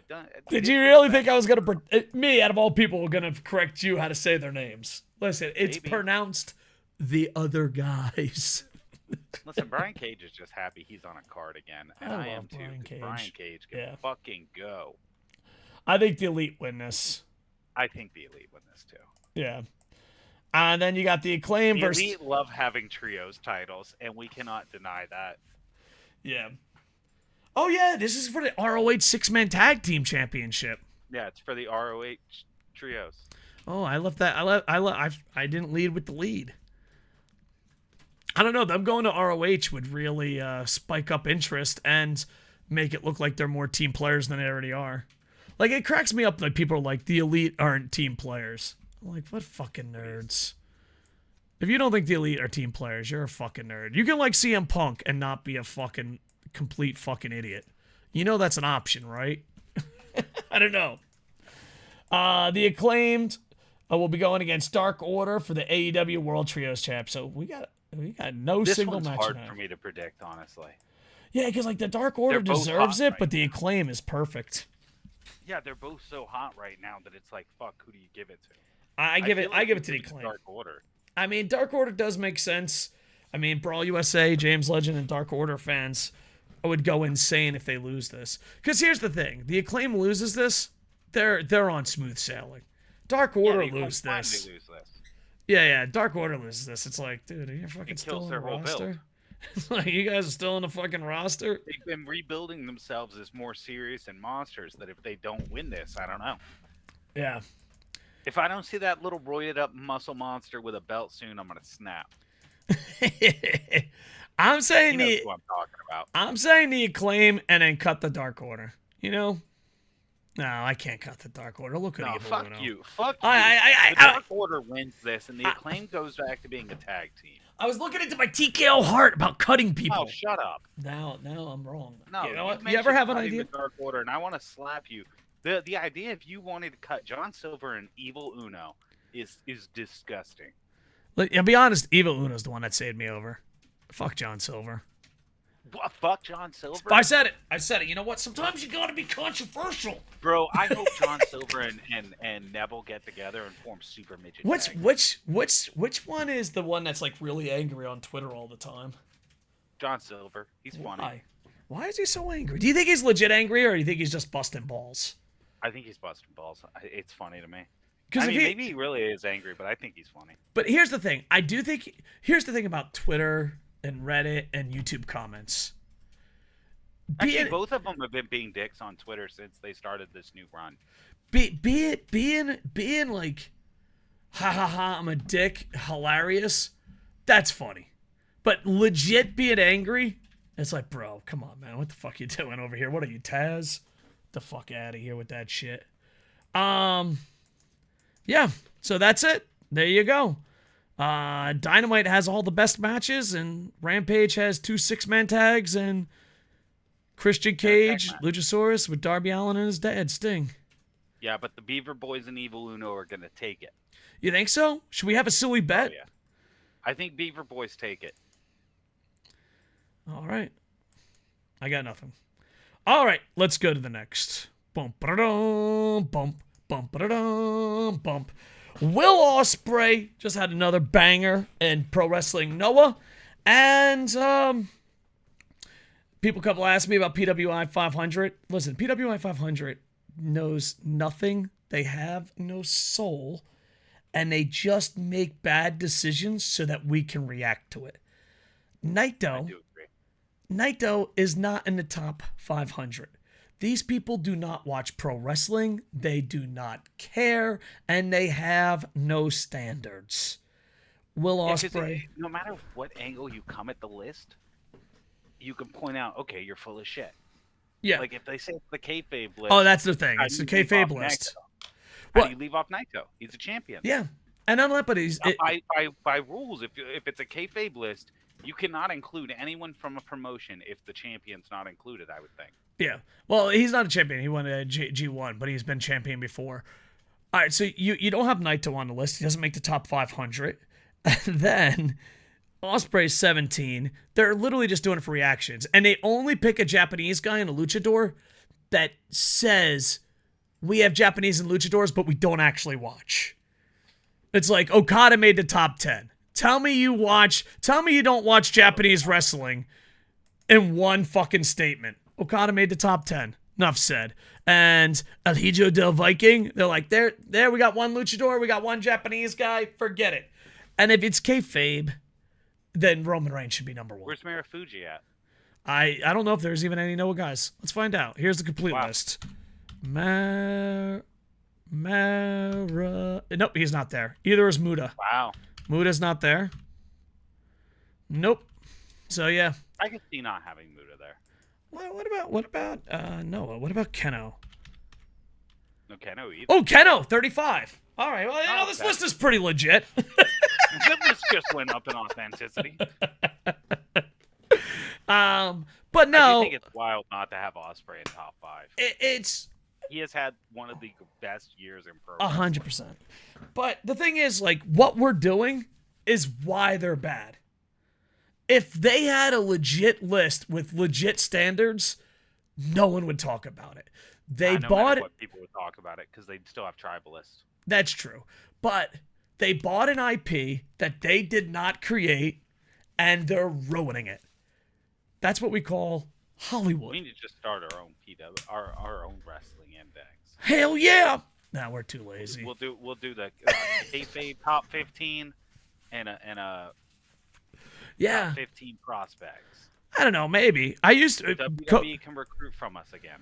We used to do an all KocoSports staff. It was the top, I think, 100 every month. And wrestlers made fun of it, and all of them grabbed the magazine when we had a magazine and looked at that section first to see where they were.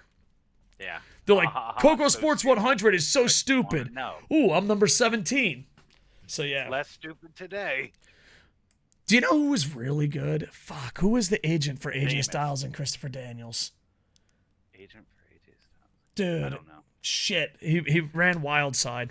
Dude, he was really good at being an agent. TNA? Yeah, he Bill Behrens, I think. Bill Behrens. I could be wrong. I might be mispronouncing his name. But he was like really good. Like, he sent video packages of his wrestlers, who they beat, why. Like, that guy was like a legit agent, not a fucking piece of shit. So good for him. Yeah. So Naito's not on a list. Will Ospreay 17. But they don't fucking care. They literally, this is what they want. This is what they want. One? Who's that? Seth Rollins is number 1. So I'll read the top 10. I mean, I could read all 500, but why bother? Seth Rollins, Roman Reigns, Jon Moxley. So all 3 Shield members. Why? Should have been one out of those 3. How is Roman Reigns, kayfabe-wise, no talent-wise, just all kayfabe, how is Roman Reigns not number 1? That's the thing. If it's the kayfabe list, Roman not being over Seth is baffling. Yeah. So you got Seth, Roman Reigns, Jon Moxley, 3 Shield members. You got Gunther, El Hijo del Vikingo. They have to have a luchador in there. They don't want to be racist like they were called out before. It's hard not to put him in the top 10, though. The guy's having fucking a banger of a year, and he's definitely one of the top prospects for the future. Number 6, MJF. 7, Okada. Tell me you don't watch New Japan. That's a real high Okada rating. Yeah. That's really high. And you got Orange Cassidy, number 8. Josh Alexander, number 9. 10, Cody Rhodes. 11, Sonata. 12, Claudio. Blah, blah, blah, blah, blah. Number 17, Will Ospreay. It's crazy that Ospreay's that low. That's baffling to me. Ospreay has been so good this year, it's been painful. Yeah. Even people who didn't like Ospreay now. And Naito did not make the top 500. Andrew Trace, number 500. Good job, Andrew Chase.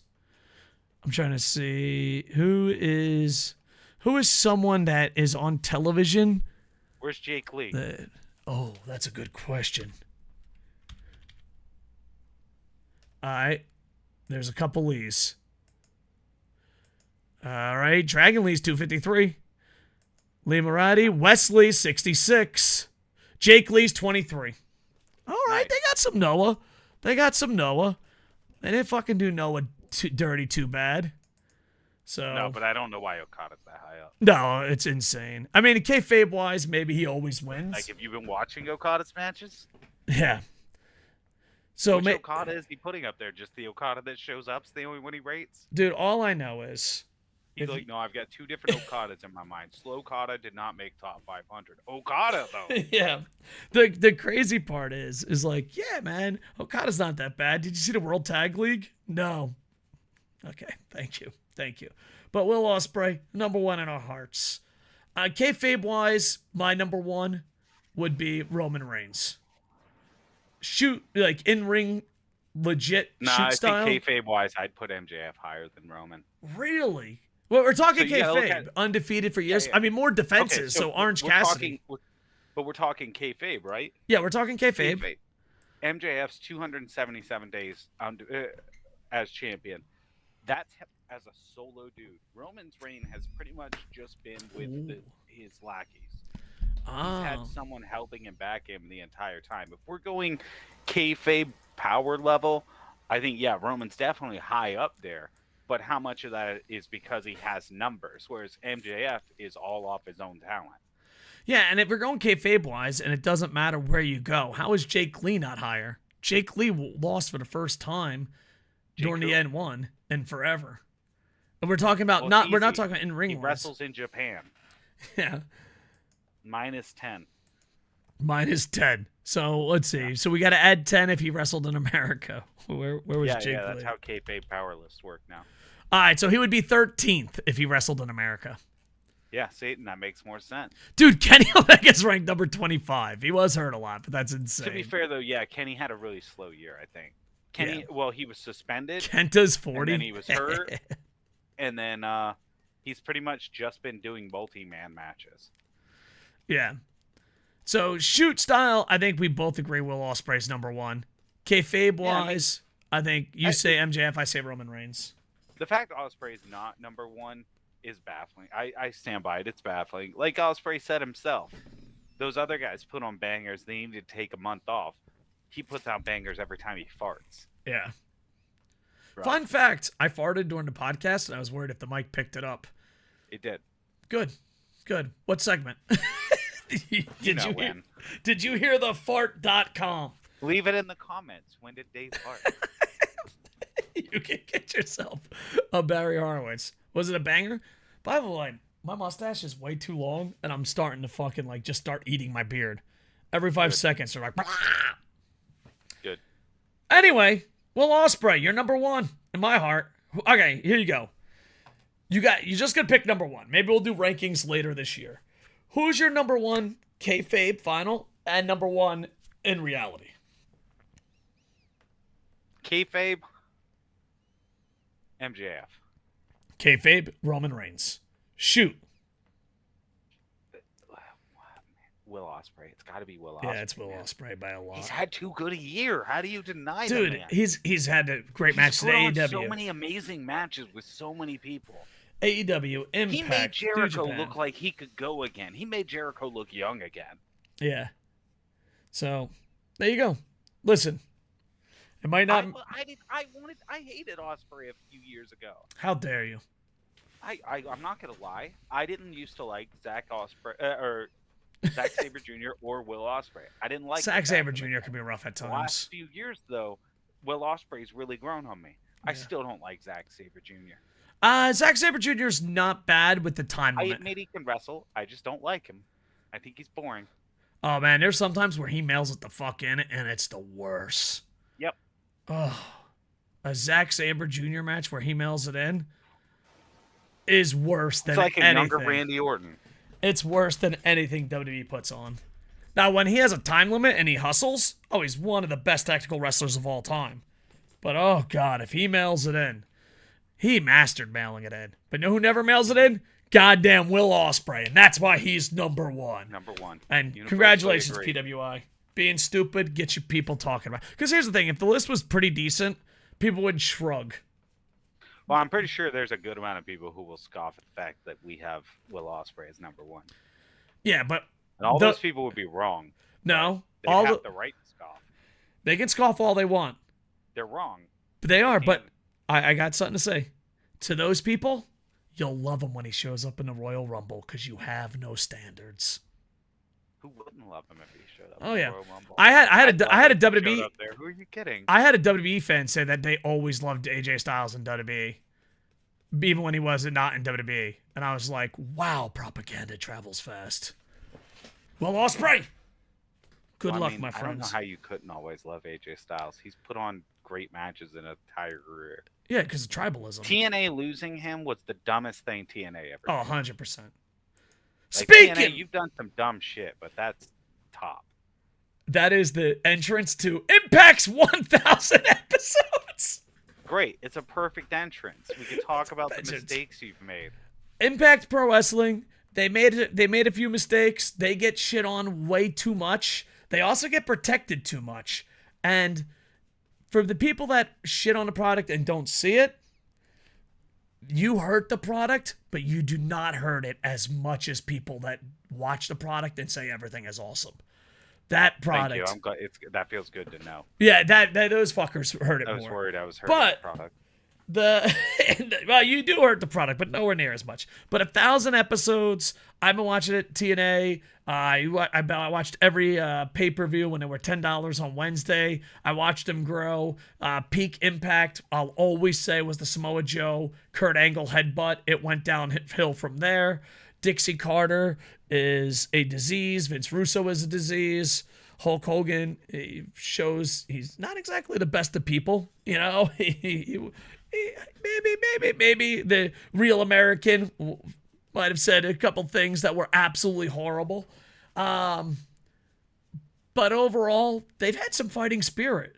They've been in longer than WCW, longer than ECW, longer than a lot of different companies. And hopefully with the writer's strike, they can find a good TV episode. I've enjoyed Impact. I do believe their sweaties actually hurt Impact.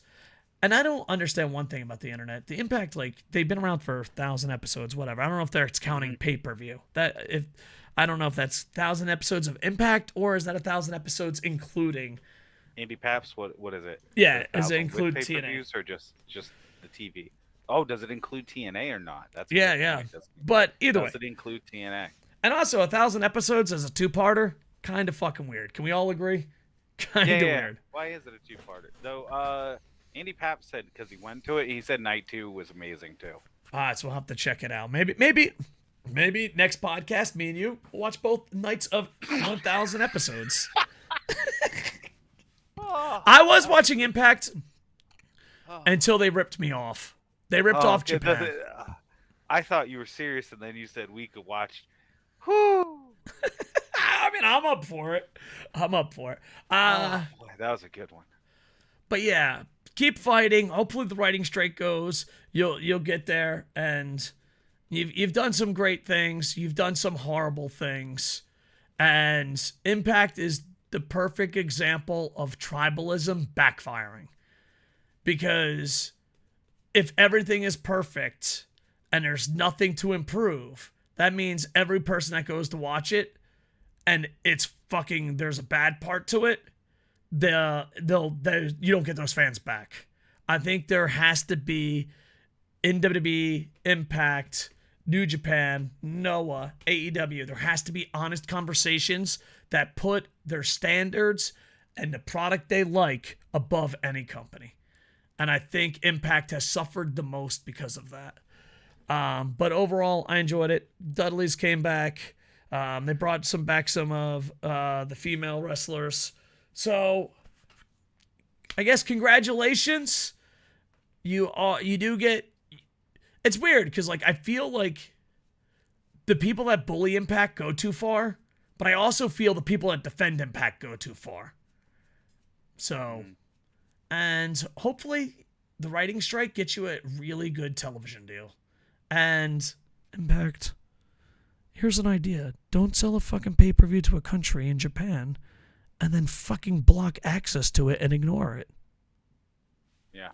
Reasons like that are why TNA doesn't impact me.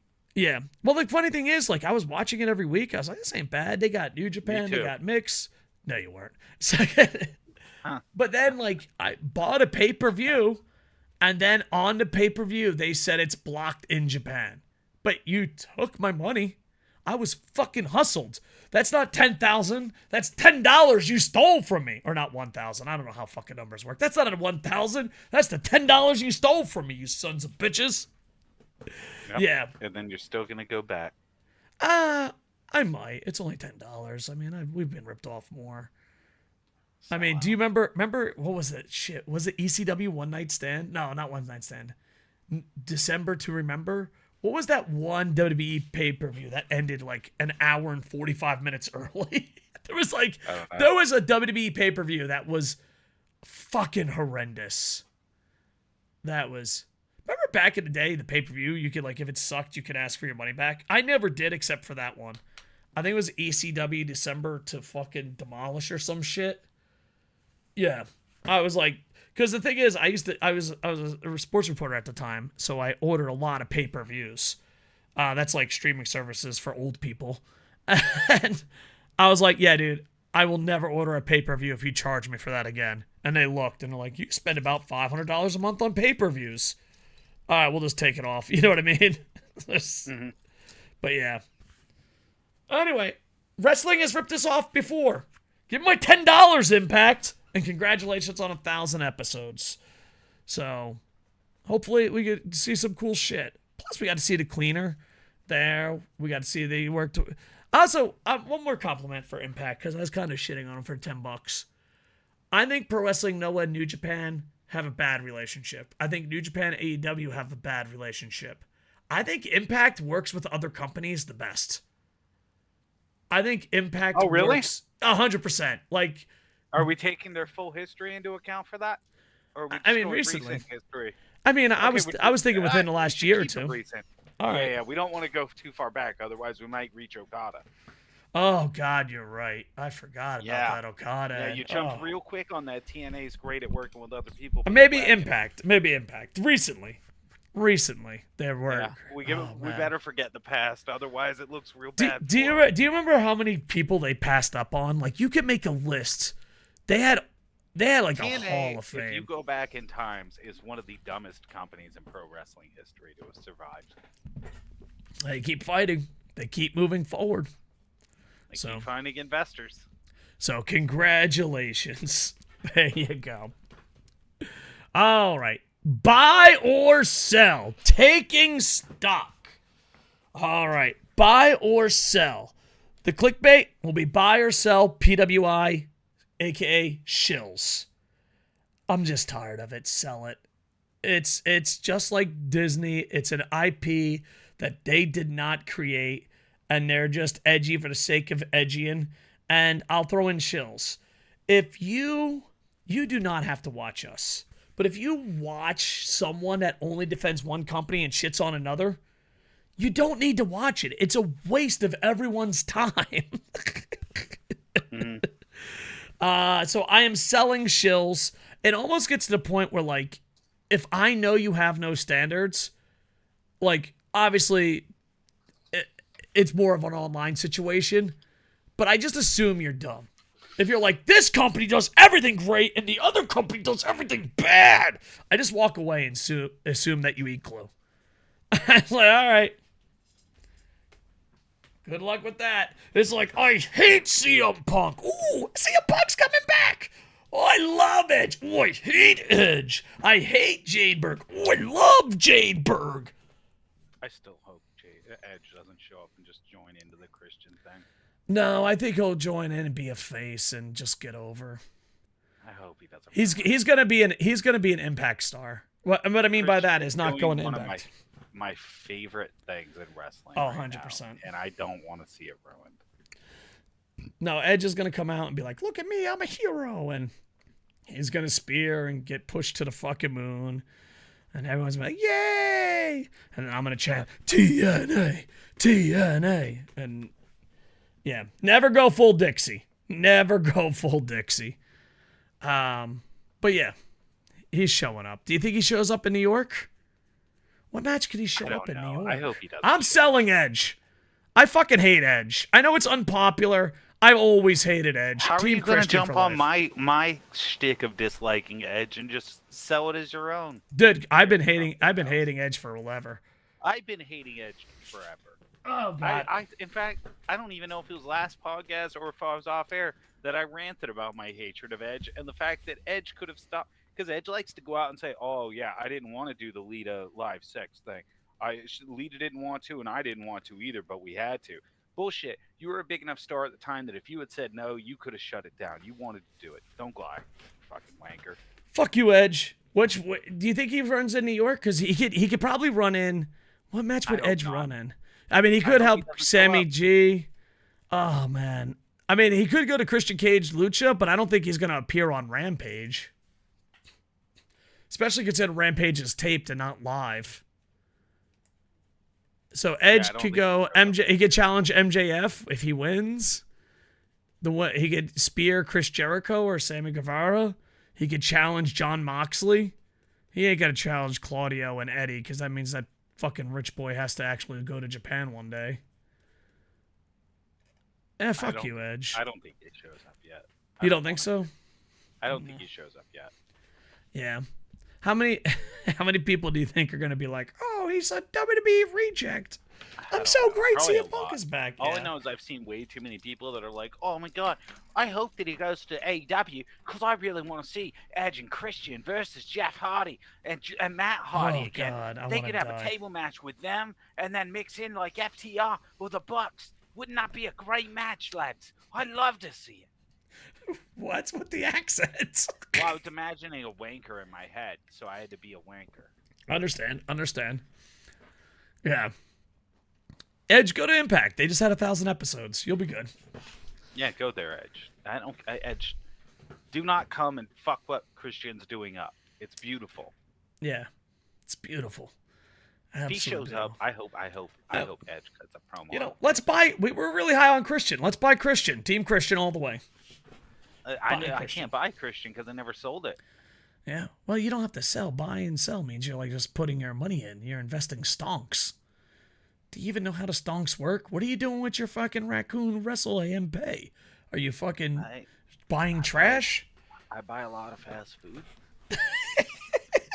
What are the returns on that? A beer belly? Yeah. Farting on stream? Well, I mean, have you ever ate out of a dumpster? Yeah, you have. Sadly, yes. So after you've had Taco Bell out of a Taco Bell dumpster, you really want to try a fresh Taco Bell. Understandable. And that happens with a lot of dumpsters. Got it. Eventually, you just have to try all the fresh foods. All right. Makes sense. All right, do you have any more buys or sells? Yes. I would like to sell AEW's women's division.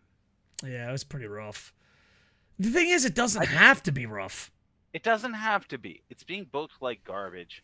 It feels like they're trying to correct the fact they got called out for not booking their women well by like putting 8 people in the sports thing, entertainment shit, but they're not doing good. I don't know, man. You've got enough talented women on that roster that you should be able to have some great shit.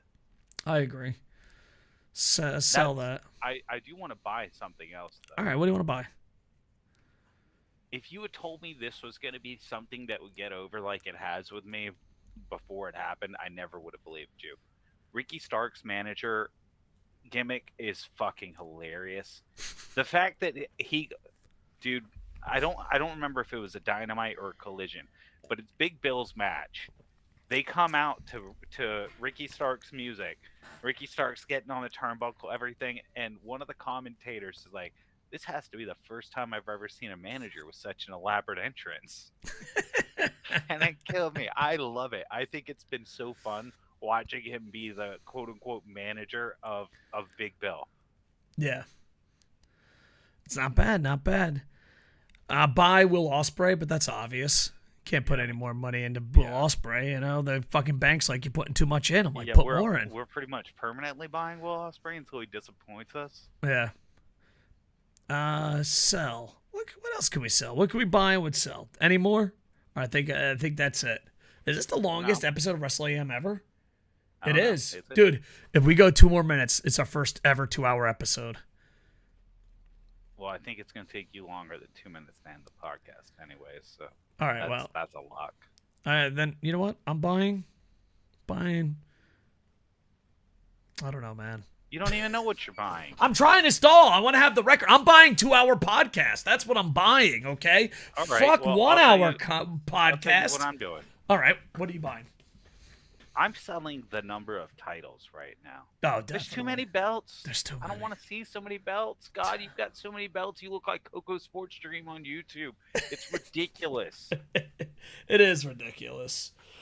I think you got to have, the main title, and then if your roster grows, tag team. And if your roster grows, a work rate title. And then if you have a giant women's roster, bam, same. Depending on how big your roster is, no company, no matter how big or small, should have more than 6 titles. Oh, honestly, if I'm sure this is unpopular, I would get rid of either the ROH trios or the Oh, that would go. AEW trios and just have one trios title. I'd go a step further. Both of them gone. No, I think it's good to have one trios title. I think one trios can be really good as so long as you have enough good trios to make it work, which AEW does. I mean, I was going to say you could have double champs, but that defeats the whole purpose. Yeah, it's kind of like with WWE tag titles. I think that the eventual thing should be there should just be one trios champion team. All right, I'm gonna play a game because I don't know if these titles exist. Does WWE still have the women tag? Does that title still exist? Yes. Who's the champs? It's kind of cursed right now. Every time they get a new champ, one of the champs gets injured. I think it's what's her name? Not Dewdrop. What's her name? Can't remember her damn name. All right, listen. It's Dewdrop. They changed her from Dewdrop because Dewdrop was pissing people off because it was offensive or whatever. Piper Niven. It's Chelsea Green and Piper Niven. I like Piper. I didn't like Dewdrop name, but I didn't know it. Was it offensive? Is Dewdrop like something sexual or something? I think people thought he was just calling her fat. Oh, got it. So yeah, it was just Vince being a dick kind of a thing was what people thought. But Vince can handle everything. He's a genius. He's a great guy. The title is still active. It's just Piper Niven's injured right now, and the last champions had an injury too. It's basically since Shayna and them dropped it, one person's been injured. I think it was Liv Morgan was injured when Raquel and Liv had it. Man, remember how listen, I know Ronda and Shayna have to have their match, but that might have been the worst booked ending of a match ever. It wasn't great. I was all in for that match, and it wasn't great. All right, we've been over 2 hours. We did it. Our first ever 2-hour podcast. Granted, this is a double week. So, do what you will with that information. If you're on YouTube, KocoSports, like, comment, subscribe. If you're listening to this podcast anywhere we post it, because we're going to start posting it on some more places eventually, make sure to like it, heart it, star it, subscribe to it, follow it. I'm not really sure. Wherever you are, and it's saying hey, do something to support these two idiots, click on that. Just click on that thing. What's that? Kiss it, caress it, whatever you do. Yeah, whatever you do on your platform. All right, and he is SidsLight on everything. He does the Twitch, he does the YouTubes, he does the Twitter, and he does everything. I think Twitch is Twitch your main thing right now these days? Where you been putting most of your effort? Twitch and YouTube? Probably on Twitch. Yeah, so make sure to go check Twitch at SidsLight. I am KocoSports on everything but the website, because fucking websites. Am I right? All right. YouTube, like, comment, subscribe. The rest of yous, you know what to do. And with that, I am over. Hey, hey,